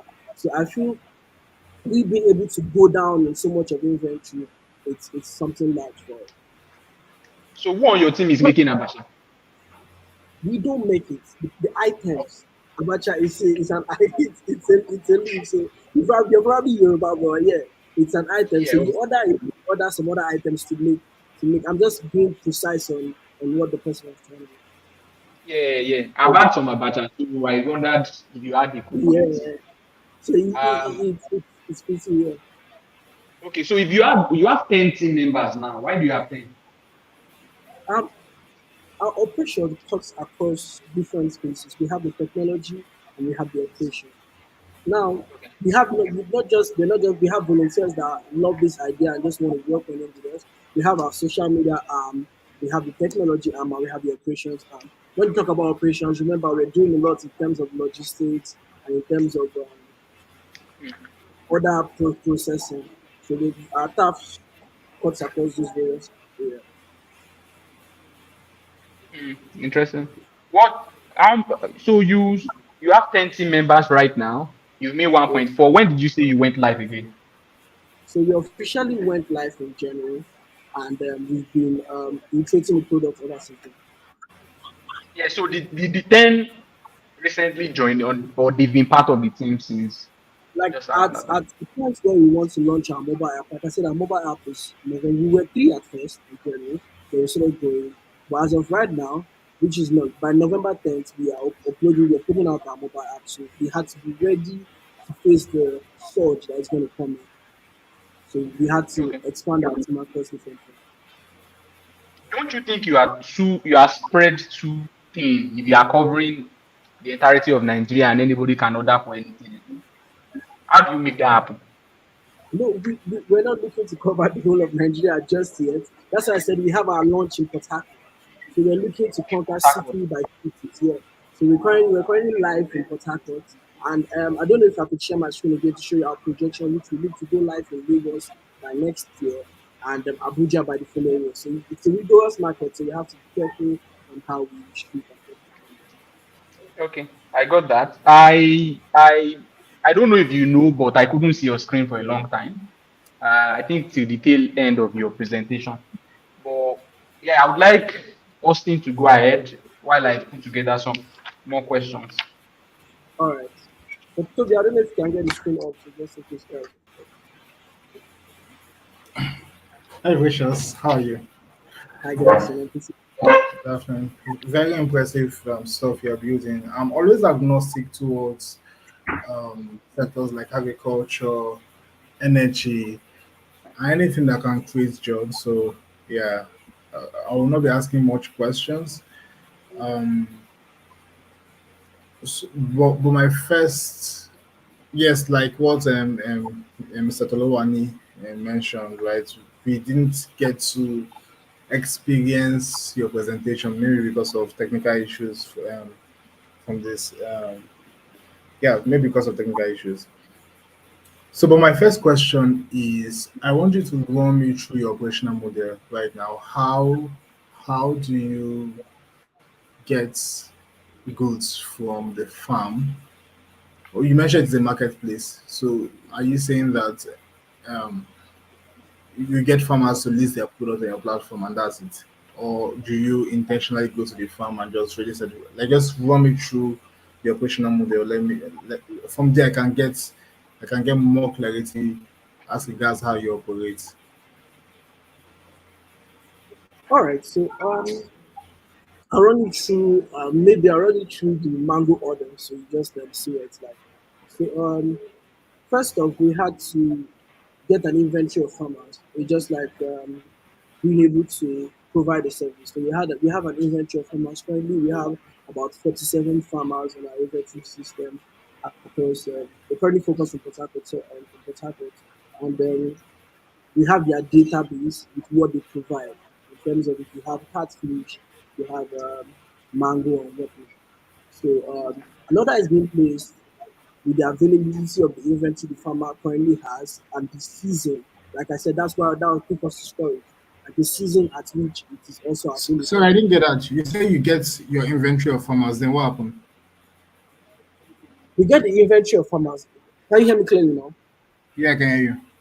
Okay, so first of all, we currently have an inventory of 43 farmers. So now we which they list what they currently have. Which farmers? Farmers across different boards. So it could be Okay, okay. mango, it could be goats, it could be Oh, okay. fish, catfish. Oh, okay, okay. You I know, was thinking fish. you focus on particular. But go on. Go on. Yeah. Then after doing that, we put it on our platform because it's an MVP. So we're trying to be careful with trying to not build so much and then not have users for it. So we put it on our platform. Then someone purchases. We reach out to them that we have an order and it's being packed. Now once it's packed, a dispatch rider or a delivery vehicle goes down to the farm, gets it from the farmer, and delivers straight to the doorstep of the user. Okay. So how is it currently? I mean, before your platform, how is it currently? How are people currently doing this before your platform? If you're talking about in technology wise or in the normal market, which of them would you Yeah, like to it's say? normal market wise. In the market wise, okay, it's first of all you have the someone goes down to purchase from the farm from the farm, it gets to the farm. So there is a section or like an association that buys it from the people that get from the farm. So remember, they're not speaking with the farmer directly. They purchase it from them, then they sell it to the retailers that now stay on the storefronts where you see people staying on the roads purchasing stuff and all of that. So those are I've counted almost three middlemen. So that's how the system is. Now, if you come to the people doing in terms of technology, which is currently price value, they currently purchase the warehouse for a period of time and they distribute. The same that's Yeah. how it is. Okay, got it. Um. So your technology as well as price parity technology, you want to disrupt the is it the distribution system or you just want to get product visible to consumers or is it access? I'm just trying to know exactly what problem you're solving and how big that problem is. It's I'm trying, but yeah, you can just throw more light as regards that. okay, like you said, we're disrupting access, making sure that the access to fresh product, and we're also Okay. enabling a faster logistics system in the sense that I don't know if you've seen food being transported in Nigeria. You always see a lane truck. So we're trying to put a better system in place for logistics. Okay. So so how do you make money? Do you charge margin or you charge a commission? So I would in this sense say we charge a commission because we take 10% off every single order. So if your order is 3,000 naira, which you've gotten from the farmer, we now charge you a 10% off that. That makes your PO 3,000. Okay. So the use of platform is just to aggregate both the buyers and sellers. Then you charge. Is there a risk that transaction can be done off platform? Um, Like when people when they're in the platform and that's one of the biggest challenge of marketplace, right? You when you get them on the platform, right, and they've gotten the contacts, they could as well just leave the platform and conduct their business and not pay you a commission. How are you trying to manage that risk? So for myself, I've been in the logistics space for a while and e-commerce space. So we hope that by not enabling a straight communication, so you're just coming and you're purchasing it. So you really don't know that this is JCC Farms or this is Emeka Farms. You Okay. understand? So they're not giving you that straight access to the farmer. So as to always come back. We're running a business here. So as to always come Yeah. back to us. Okay.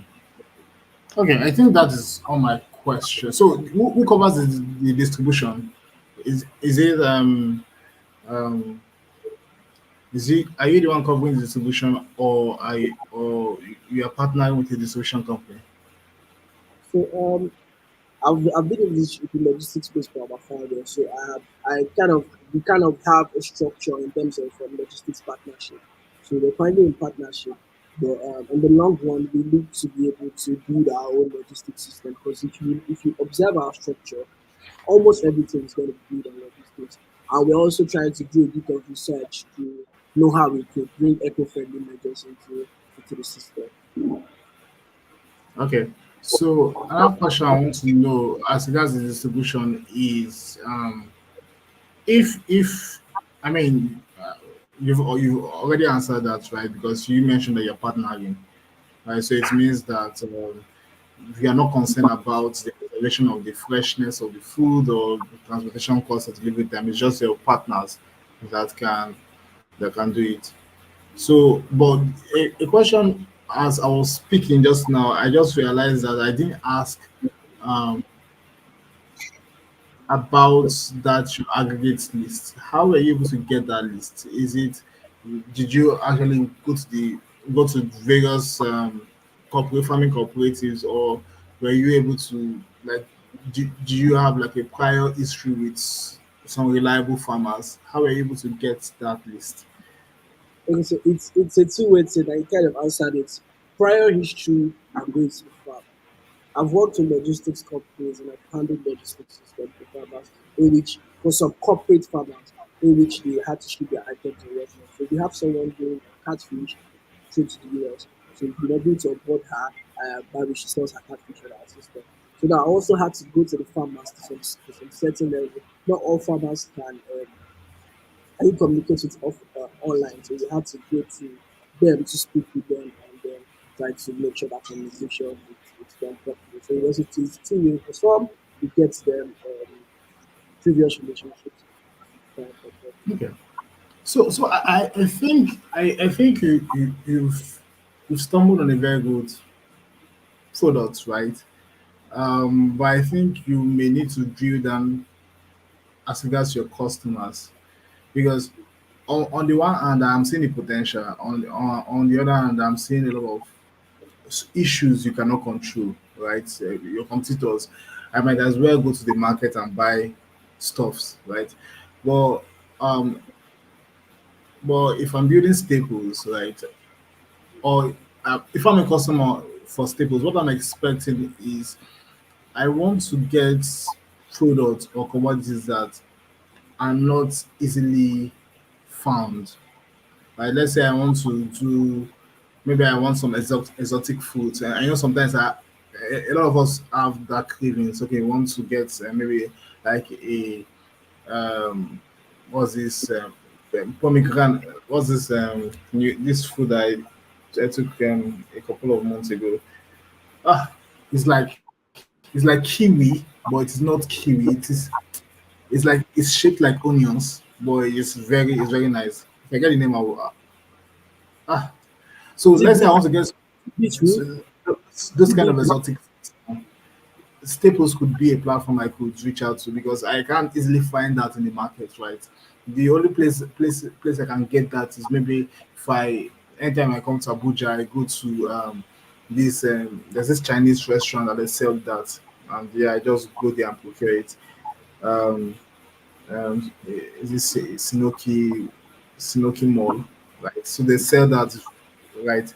So if your platform can sell exotic commodities like that, I mean, and you market yourself as the platform, I mean, beyond other where people can buy and sell things on your platform, you market that, oh, you have a farmer that sells this commodity or that produces commodity, I think you have an advantage. And now I see this platform is you could also play the B2B slash enterprise model where you have some kind of partnership agreement with companies like Olam or Julius Berger to supply them to get farmers or cooperatives within your platform to supply these companies with commodities, right? Maybe like cashew or ginger um, or soybean, right? And you then get paid, right? And I can bet you most of this. I mean, the value for doing this trade is worthwhile, right? It's worthwhile because they pay you. They well, I think it's a bit complicated, but they pay you very well. So those are just the two angles I'm seeing staples, right? And again, right, anybody that is into that that is into agriculture or commodity, especially in these trying periods um, of Nigeria, right? I believe they can make it. I believe that they have a chance to make it. So yeah, those are just my comments, my questions, and yeah. Thank you so much. Thank you so much. My whole team is watching this, so we'll definitely have it. Awesome. All right. Precious, before we go, I just wanted to, Austin has already given you some ideas about the group. Yeah. But I want to quickly get you to answer two questions. One, who is your customer today? Yes, sir. And if you can clearly define it out, it will be helpful. Um, you could talk in terms of who the customer is today and who maybe you want to be your customer. But I would like to know who your customer is today and how do you acquire new customers today? How do you get customers? Okay, so currently, can you hear me clearly, please? All right. So currently, who are customers? I had that on my slide. I don't know if Toby can have it up back up now. Um, everyone that wants convenience and wants to eat fresh. You want convenience and you want to eat fresh. We're serving you. And we segregated our customers into the jerseys, into the homebound, and into the busy professionals. You're a founder at GAM. I believe you had a rigorous meeting in a day and you said, okay, you want to cook. And you now say you want to carry your legs to the market. You know that that's a hassle. And we're trying to solve that problem. In which, when you're having your meeting, you can place your order, and before your meeting is over, we have a same-day delivery model. We have also a model where you can even impute the time of the day at which you want the delivery to be delivered with our delivery instructions model. So you can be having your meeting, and maybe you're done with your meeting. You expect to cook at 4 p.m. We'll make sure it's delivered at 4 p.m. I will call you and make that delivery done. So you probably want to cook by the weekend. Today is Saturday, and let's say someone wanted to cook today. You could have placed your order since on Tuesday, and you say, okay, I want to cook by the weekend, and it gets delivered to you at your precise knowledge. So this is for busy professionals. And the second question is, how do we acquire customers? In the current route of our 87 orders, it's been word of the mouth in which we focused on people around us. So all our 87 orders are all people around us, which have always, it's been a situation of one order leads to the other order leads to the other order. In fact, we always hear people say, oh, your other customer reached out, told me about this, and please, can I get this delivered to me at my home? So it's been always just a passing of the baton from one person to the other, which we also look to bring in pure marketing at the end of the day with our mobile app that is set to launch on the 10th of November. Yeah. Yeah, your orders have been mostly manual, right? Or have they Um, been on the website or something? can you hear me? I think we run out of time. Oh, okay, go Can you hear me? ahead. Yeah. So it's been a two-way. So we it's more of the website, but we still have a manual. So we try to see how you can get used to the platform. So even if you text us on WhatsApp, we personally try to still drive you to go to the website to make it quite easier for you. But it's still manual. We still have manual reach out. Got it. Thank you. Thank you so much, sir. All right. Thank you so much, everyone, for that. Thank you, thank you, thank you. Thank you so much, Precious. Thank you so much, Austin. Thank you so much, Tolu. That was an amazing session. I'm grateful. Thank you so much. So, right about now, our judges are going to be stepping out for a quick session where they just do a little one or two deliberations and then will be back up. So our judges will just write down, just exit, and then they'll be back up. Meanwhile, we're going to be having all our launchers on stage, and we'll call it a very quick chit chat, and they're going to just individually tell us about their um their experience so far, how the 8 weeks has been so far for each and every one of them. So, Emeka, Precious, Kenneth, Faithfulness, Christine, if you can hear me, you're on stage. Please unmute your mic. Let's have a quick chat.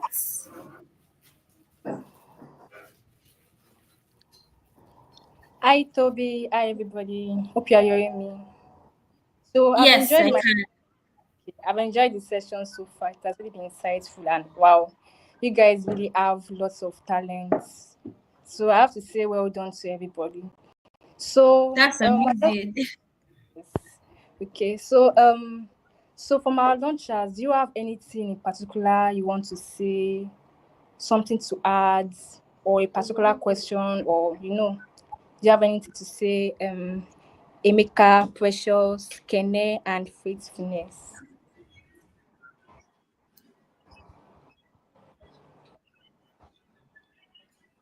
Right, I Okay. think Or Kene should go first, actually. So, how has it been okay. for you, basically? Just like she said. Okay, thank you very much, everyone. So the program has been extremely interesting as a founder and as also, someone that is committed to learning. I was able to get a lot from the classes, from the first class on data-driven strategies to the classes on legal, to the classes on financial modeling. So it has been a lot, even a lot to digest within 8 weeks, to be honest. But um, yeah, I believe going back to these classes and also the podcast and all the resources that have been shared during this program, it would help us not just now, not just this year, but also 1 year, 2 years, 3 years into the future. Because the most important thing is holding on to the knowledge that you've gained and using that to make progress. Not just hearing it or not just having it as head knowledge, but also applying it to the business and using this to scale the company. So, yeah, really, it's a lot to take in, but I would say we'll use this as a kind of roadmap and also go back to the lessons to get better insights on directions to take within the business. Thank you. Okay. Thank you so much, Kene. Faithfulness. Please, do you have anything to say? Okay, not so much. I think I've said everything in short time, but yeah, the experience was good. Yeah, the pitch sessions were good. Yeah, I would like to shout out to Emeka. Very nice speech. Yes, so pitch sessions were good. I really learned a lot during the 8 weeks. A lot of experiences, a lot of insights. Critical questions that actually bring you back to the drawing board and begin to question why you're in the industry or which part of the industry are you playing at. Also, critical questions that actually question your revenue model. Um, Advisory sessions. So, for example, you're not doing something well, you're being told, okay, instead of doing it this way, why not doing this way? Learning how to automate processes. Yes, so yes, it's actually been a lot. Is different from more like wisdom for you to be able to play smoothly in the startup space. Yes, I think that's what I have to say. That's like been my experience for the past 8 weeks. Thank you very All much. right, that's really awesome. That's amazing. So tell me, Emeka, how was the pitching session like for you? What was it like when they were asking you all those questions? What were you thinking about? How were you feeling? Were you a bit tensed? What was it like basically? Well, it felt quite nice. It felt like an opportunity for me to tell about what we're learning, what to showcase what we've learned so far, especially when building a startup, especially from the learnings we've gotten from SDC. Did you also like most of the questions were tailored towards giving backing everything you have with data and giving more clarity to the idea you had? We I was sharing, so it kind of made me more cautious about the way I share the idea and I'll say more, well, I say more cautious is not the right word, but more methodological in the way you share the idea. So in a way that you actually try to make it as clear as possible to everyone, what you're trying to do and the kind of problem you're solving. I really want to give big ups to Cynthia, the head of SDC and program lead, who has okay, and also everyone in SDC for what they worked. I know Toby Lover and me, we have a very interesting relationship. Um, so yeah, so we've just applying what the learnings we've learned so far. The questions were tailored about it. It makes you think about what are your goals for the future. What are the things? Are you actually locked in for this? And yeah, so putting there it just brought validation to the fact that hey, this is actually something I'm actually very passionate about and something I want to see through to the very till it's beyond me. So yeah, thank you. Thanks everyone. Thanks for That's the awesome. opportunity. All right, that's great. So Precious, tell me, you were pretty very comfortable. I saw you were smiling all through. I mean, you looked like you were very, very comfortable. So tell me, were you tensed? Is that you just trying to mask the fact that you were tensed? Or you were actually just chilled and enjoyed the whole session? Because me, I was tensed on your behalf. I won't say I was tense because it's just like saying your name and your phone number and where you live. It's when we're building a program as part of us because we face these problems, and it's quite easy to explain your problem and the solution you've drafted out for the problem. Oh, okay. That's awesome. So in the meantime, while we basically just wait, I'll just allow you guys to relax. I mean, it's been very steamy and tensed here. So I just allow everyone to just take a chill pill. But before then, I'm not sure I've heard Kenneth speak since we started this process. So Kenneth, tell me, oh, on behalf of your team, were you tensed? What were you thinking while all of this was going on? What was going through your mind? Basically, let me know what was going on in your head. Okay, thank you very much. I'll talk about team building first because I feel that's the most important part in any startup. So the way my team is structured, I believe everyone has strengths, and with that, I'm very confident with any of our pitches because we've structured ourselves in such a way that we are able to deliver to the highest standard on any front that we are required to. So yeah, I don't think it was much of a problem. Any of us was ready to pitch. Any of us was ready to come up. We had multiple sessions even before now. So we've gone over this pitch deck multiple times. So yeah, I don't think we had a problem. And, I wasn't tense. I knew that we could handle it. Oh wow, I really love it for you guys. I mean, I particularly love the fact that you say any of you were up to pitch. I think that's 100%. awesome. Wow, wow, wow. Okay, okay, okay. That's great. That's really awesome. And I'm so excited for you guys. You guys, all of you have done a great job.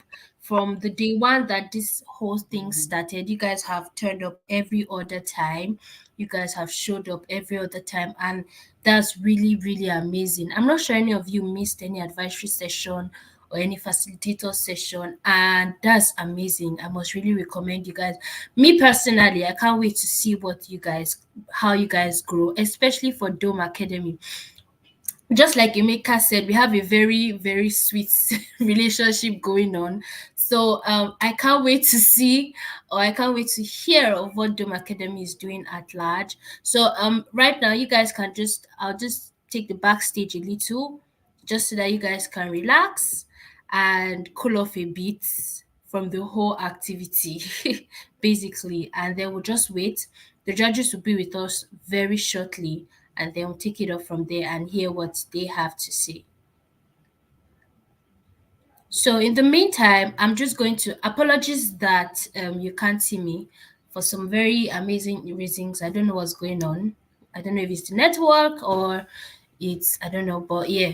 Anyways, just imagine me speaking and smiling widely with my grin.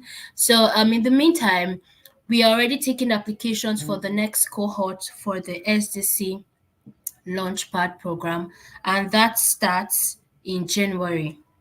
The next cohort starts in January, and we've already started taking applications. So what that means is that you can actually go to the website and make your applications right away and do your applications will be assessed. If you qualify, we'll have you back up, and then you can be a part of this amazing, amazing, amazing thing that is going on.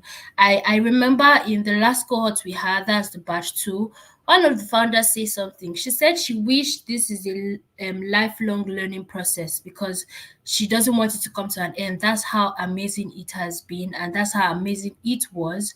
And honestly speaking, I feel like that's something each and every one of you, especially as a founder in Africa, given that there's a lot going on in the ecosystem right now, especially in Africa. There's a lot of information gaps. And so, because of that, a lot of startups are packing up, they are selling off, and the likes of it, the list is endless, right? So I'll say that this is an opportunity to learn. And even after now, there's opportunity to still be able to maintain this atmosphere. You still have access to materials, you have good deals from SDC startup partners that will help you build even more. You have access to Cynthia in the time being. It's amazing, and there's a booming and a growing community where you get to share your challenges, speak on how it has been, any roadblock that you encounter. So trust me when I say this is really something that you want to be a part of. So, like I said, you can actually sign up for that on our website. My teammate is going to be dropping that in the comment section. So it's something you can just click the link and sign up for that. And just in case you really do not know what the SDC Startup School or the SDC Launchpad program is about, right? I'll start from the SDC Startup School. So it is a Pan-African startup school designed to help first-timers and aspiring founders navigate the journey from idea to successful stage startup, right? So it is basically a startup school that has been built to for first-time founders and aspiring founders to navigate the journey. So if there's one thing some founders have said, especially in the guest founder session, and even Cynthia herself, is that the journey of building can be a very lonely and a very, very isolating journey. So the SDC Startup School is meant to equip you with the information you need, the community you need, everything you need to navigate the journey from just idea stage, oh, I have this amazing idea, to having it being a successful startup. Now, our major objective and our major goal is to bridge the startup education gap. That is like the top thing. So I'm sure if you listened in Cynthia's introductory message, she said something, and she said that if you excuse if there's one thing she noticed is that there's a big educational gap in the startup ecosystem space. And so that is why the SEC Startup School is there to start with. So let's even say the Launchpad is a bit too advanced. There are a lot of things that, because it's more practical, I would say start with the SEC Startup School. It's self-paced. It's not paid. It's free. It's something you can sign up for as immediately as I'm speaking to you right now. You can use the link that has been pasted in the comment section, sign up for it, and take the course at your pace. And you're going to have an amazing time. Even much more, you get a certificate once you're able to complete the course, and you have such an amazing time, right? Then once you're done with that, you can then say, okay, now I'm fully ready for the SDC Launchpad program, and that's 8 weeks. So you're going to have 8 weeks long of an amazing time. Trust me, it's amazing. I mean, you heard from all of them. I don't need to coerce you anymore. So right about now, just click the link that's in the comment section as you can see below. Sign up for SEC Startup School. If you have done that already and you want to go ahead to the Launchpad, you can sign up to the Launchpad and let's have an amazing time. So in the meantime, we're just going to wait for our judges while they come up stage, and then we hear the final remarks from there and take it up.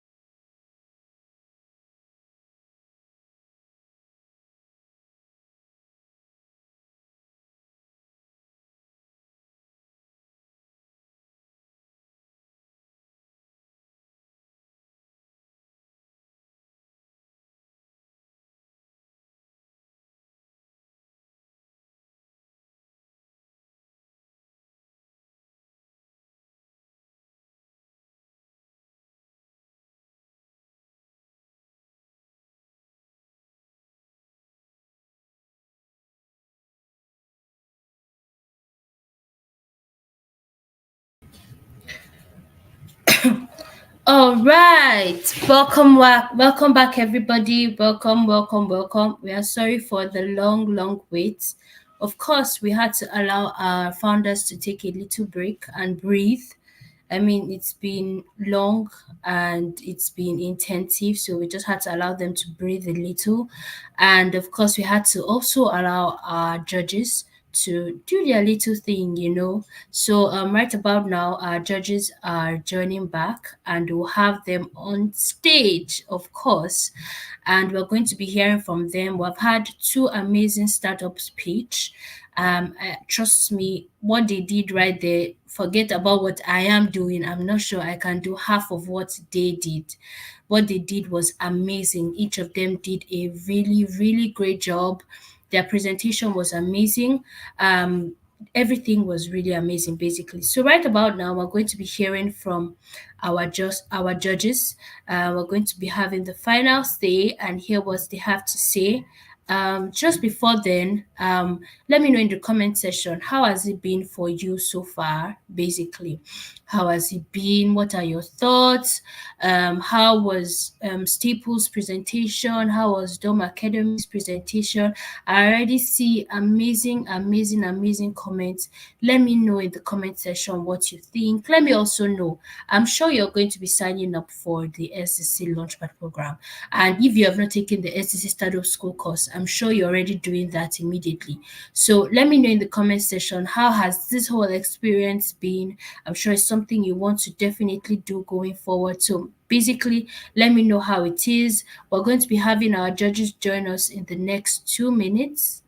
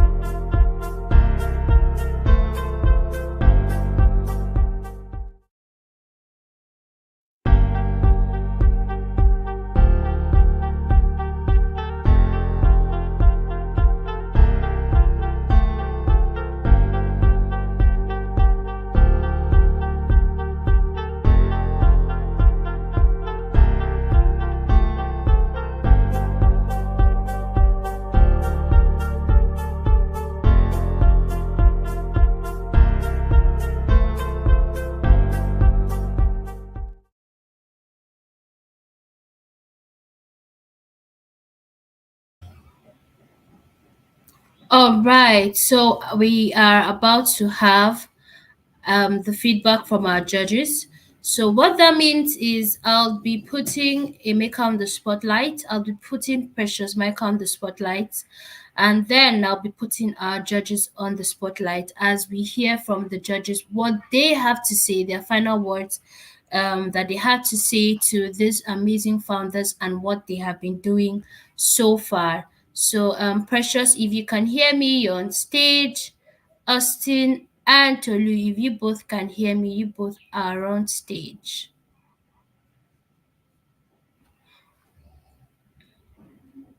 Hi Tolu, hi Austin, hi Emeka. Awesome. Thanks. Sorry. That's the. Can you hear me? Yes, we can. Very clearly. Okay. Yeah, wonderful. So thanks a lot to SDC. Um, Thanks to all the participants. Thanks to the organizers and Austin as well. Uh, an exciting time listening to each one of you. And we've come to the point where we want to share feedback about pitch sessions, learned about your business, what we think you could do better, etc. Yeah, so I would like to start with uh, areas that are common to maybe both of you, and I would then give specific instances um, on the pitch of maybe a particular presenter. Uh, One thing I think that is very necessary is to clearly define your the problem and the solution.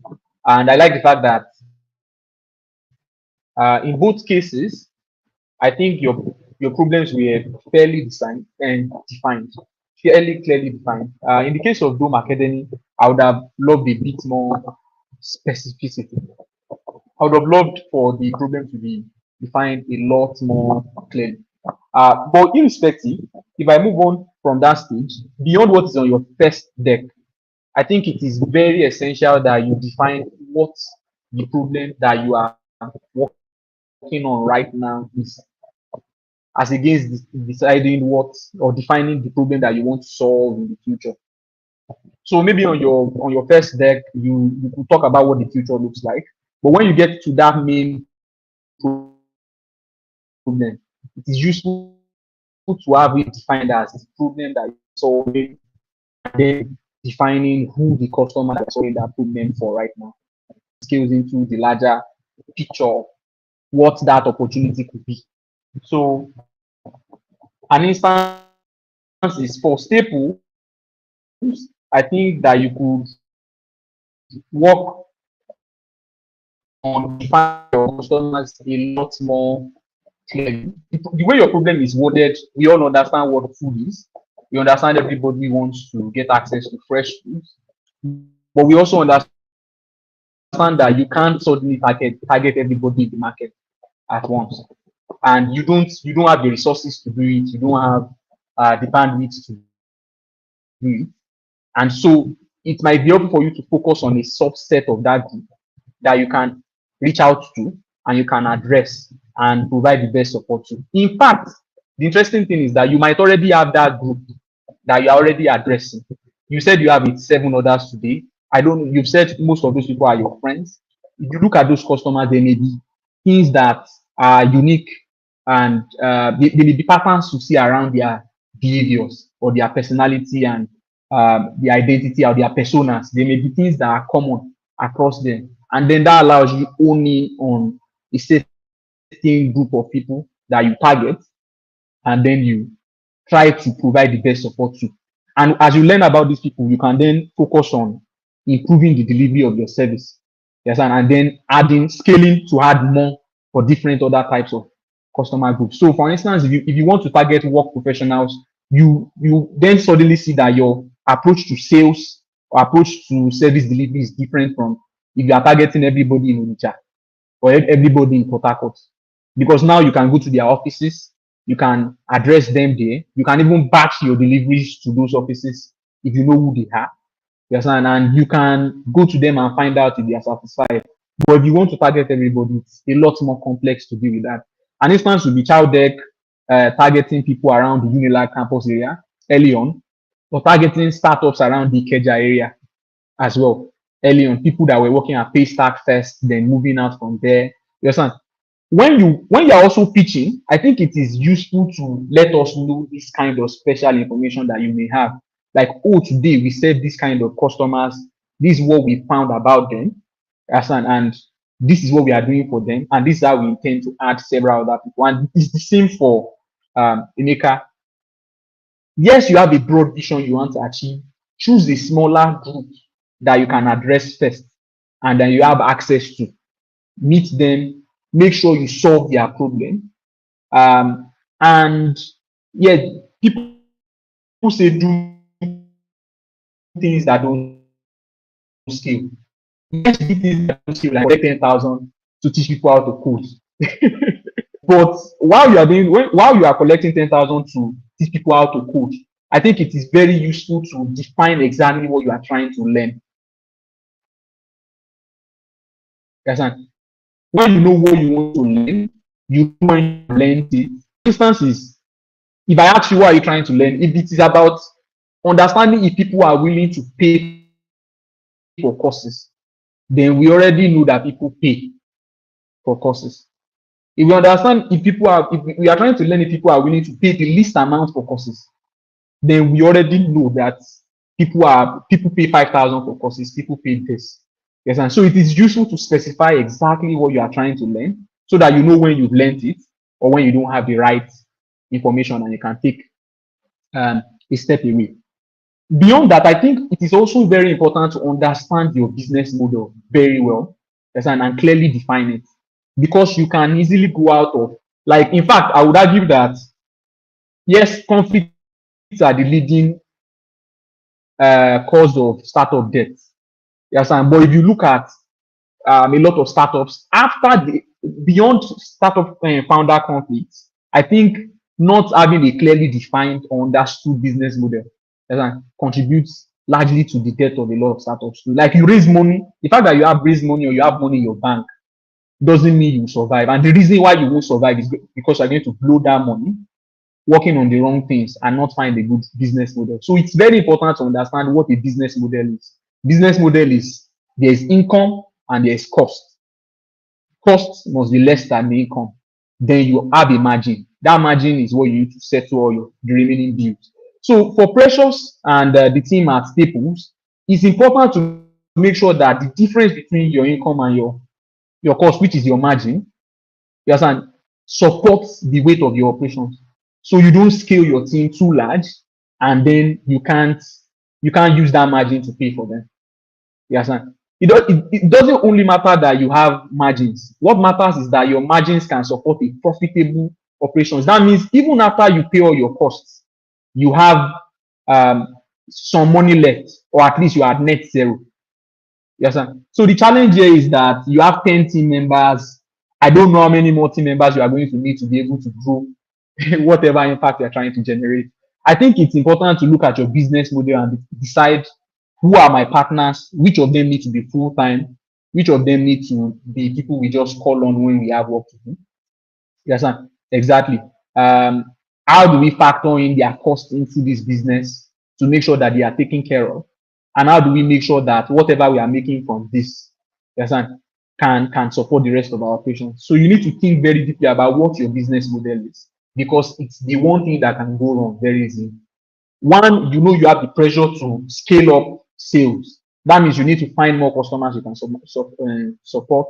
Then you need to also reduce your overhead. Make sure that you're not adding too many people to the team. Make sure you are not just taking over unnecessary costs like logistics, etc. You need to figure all of those out. And um, for the Dome Academy team, I think we need not just the Dome Academy team, both Staples and Dome Academy. We need a lot more clarity than where we are at. Yes, and so as I said before, it is good to paint a picture of what the picture could be, but it is much more useful to paint a picture of where you are at and where you want to be next, and understand what you need to get there. Yes, and there are a lot of different problems to address. The world is filled with a lot of problems. You can't solve all of them right now. So you need to understand exactly who are you, what are you trying to do.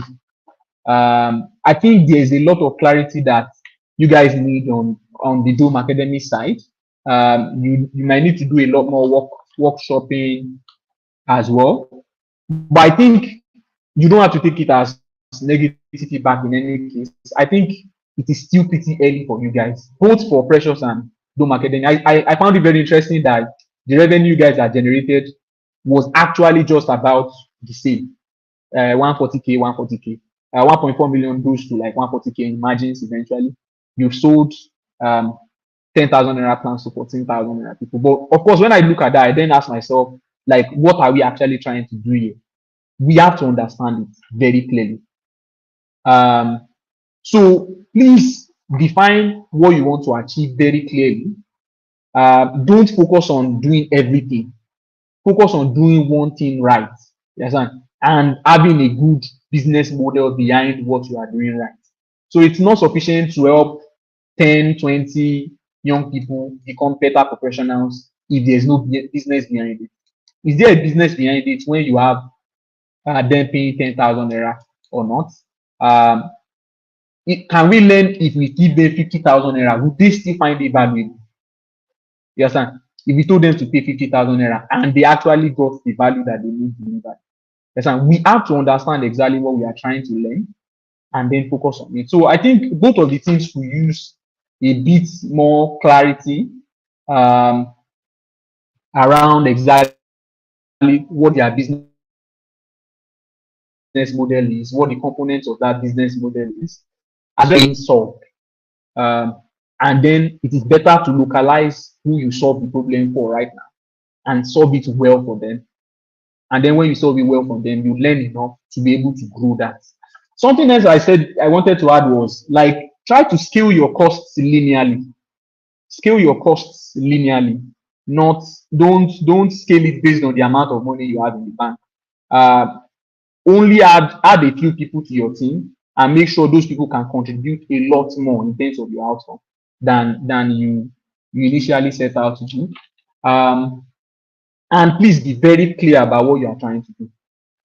Something else I needed to add is that if you have a unique advantage, especially in the case of Emeka, if your team is great and you have good people and all of that, please build on that advantage early on. Like when I'm asking you questions about those things, tell me those things that make you the right person to solve the problem. Because when people are investing in businesses or when they are making decisions about businesses, those decisions are emotional. You understand? And those emotions will be based on our knowledge of us believing in you as the right person to do the job, not even based on if the idea is right or not. Because they may be great ideas, but I might not be convinced that you have what it takes to go the long way, yeah, or the length of the way. I don't know if you get what I mean.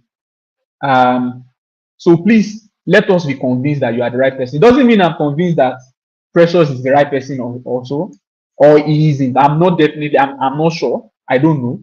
Yes, but I want to be convinced that you are the right person. And if you have a golden spoon or silver spoon or something, you should let me know very early on. This is why I'm the right person. This is why this team is the right. We are the right people, and we are going to get this thing done. I think it's still a journey, and whatever outcomes you get here today don't prove anything about how far you can go. In any case, but I think what is important is that you see clarity and you satisfy your customers. A small subset first. Don't try to target everybody. Understand who you are targeting. Understand what you are doing for them. Make sure that they are happy, and then grow that experience. And at the end of the day, you would have the success you are looking for. Something else is that don't get stuck on your view of the idea that you are trying to deliver. Don't take it too personally. There are some ideas that I've heard that the owners, even I myself, are falling short of, like my relationship or the amount of importance I added to my ideas. They don't really matter that much. Yes, sir. What matters is what the person that is paying or that is validating that idea, the amount of the value that that person places on that problem. So that is what you are trying to validate. You are not trying to validate if you care about it a lot. So please don't be too attached to your ideas. If you learn that your business model is not working right, be willing to change it. If you learn that you are not focusing on the right customers, be willing to change it. And just try as much as possible to keep learning and getting more clarity as you go. A lot more things will get clearer to you in the next few years as you go on your journey as entrepreneurs. I'm very thankful for the opportunity to speak for myself and Austin. And that's most of the feedback we have for you right now.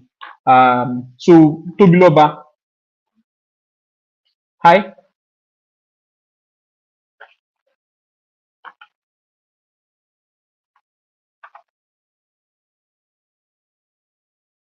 Is Tobiloba still available?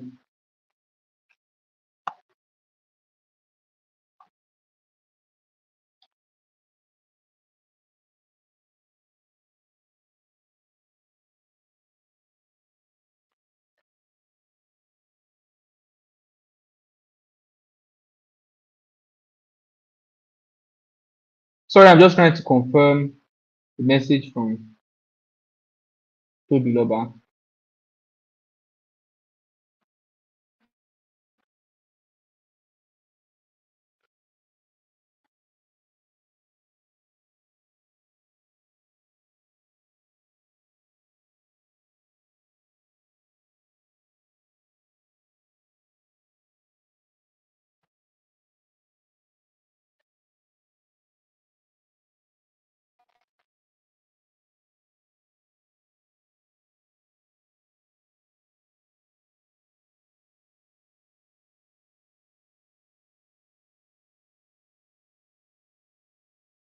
So yeah, we're gonna have to be Loba back. In the meantime,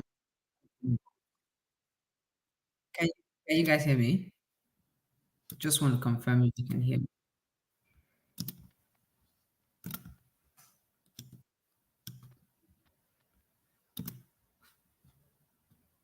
Can you hear me though? Awesome, I can hear you. I can hear you.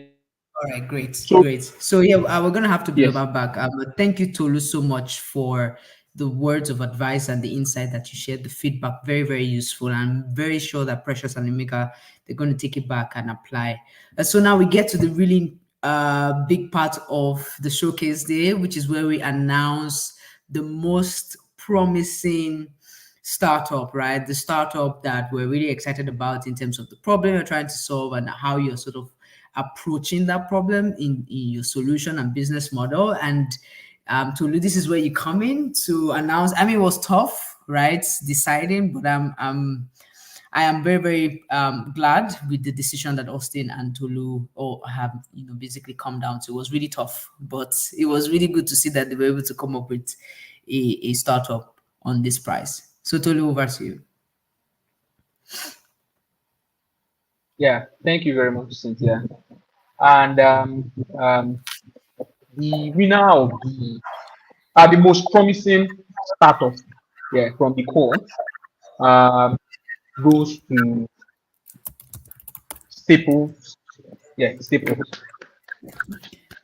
Nice. Congratulations. Congratulations on that. That is super, super amazing. Congratulations. Congratulations to Precious and the team. I mean, we also have like some music playing in the background, but just imagine listening to Stand Up for the Champions, that song. But yes, well done. It's I mean, you guys have done a great job, and it's been a long time coming, right? But this doesn't mean that, Emeka and team, you guys are building something interesting, right? And there's no doubt about that. Everybody's a winner.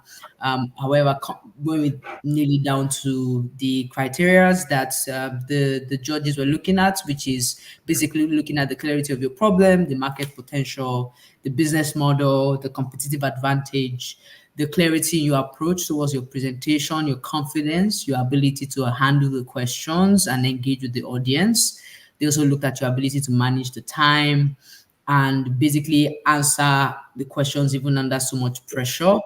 And that was how they came down to that number on average of about 20 points compared to Emeka's of about 16 points. So congratulations, congratulations, congratulations. All right. So with that said, we can all go backstage and enjoy our time with our team members and really celebrate. And I hand it to Toby to take up the conversation. All right. So once again, congratulations, everyone. I'm so sorry. Nigerian network is doing its thing just at the most important part, and I missed the best part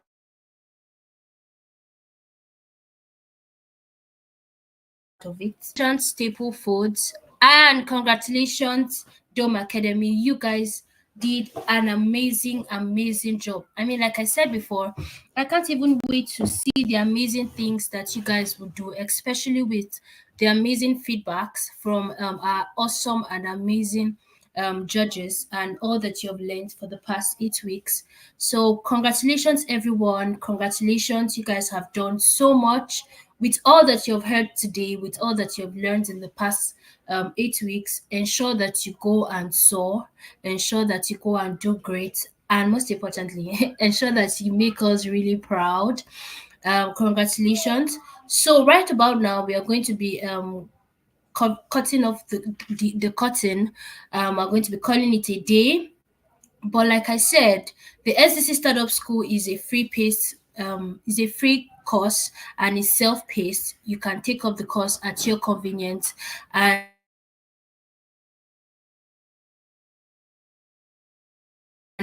you apply for the SDC Launchpad course. Like I said again, applications has already begun for the January cohort. We have started taking so much applications. Please ensure that you get a slot for the January cohort because it's even going to be more amazing. I mean, it's way better than what has been done in this cohort and the last two cohorts. It's going to be awesome. We are going to bring amazing facilitator. It's going to be an awesome time.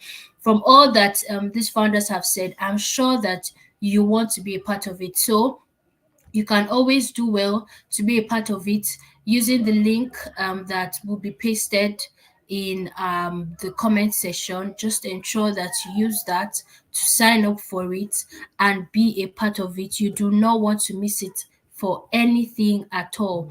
Ensure that you're a part of it. Once again, thank you for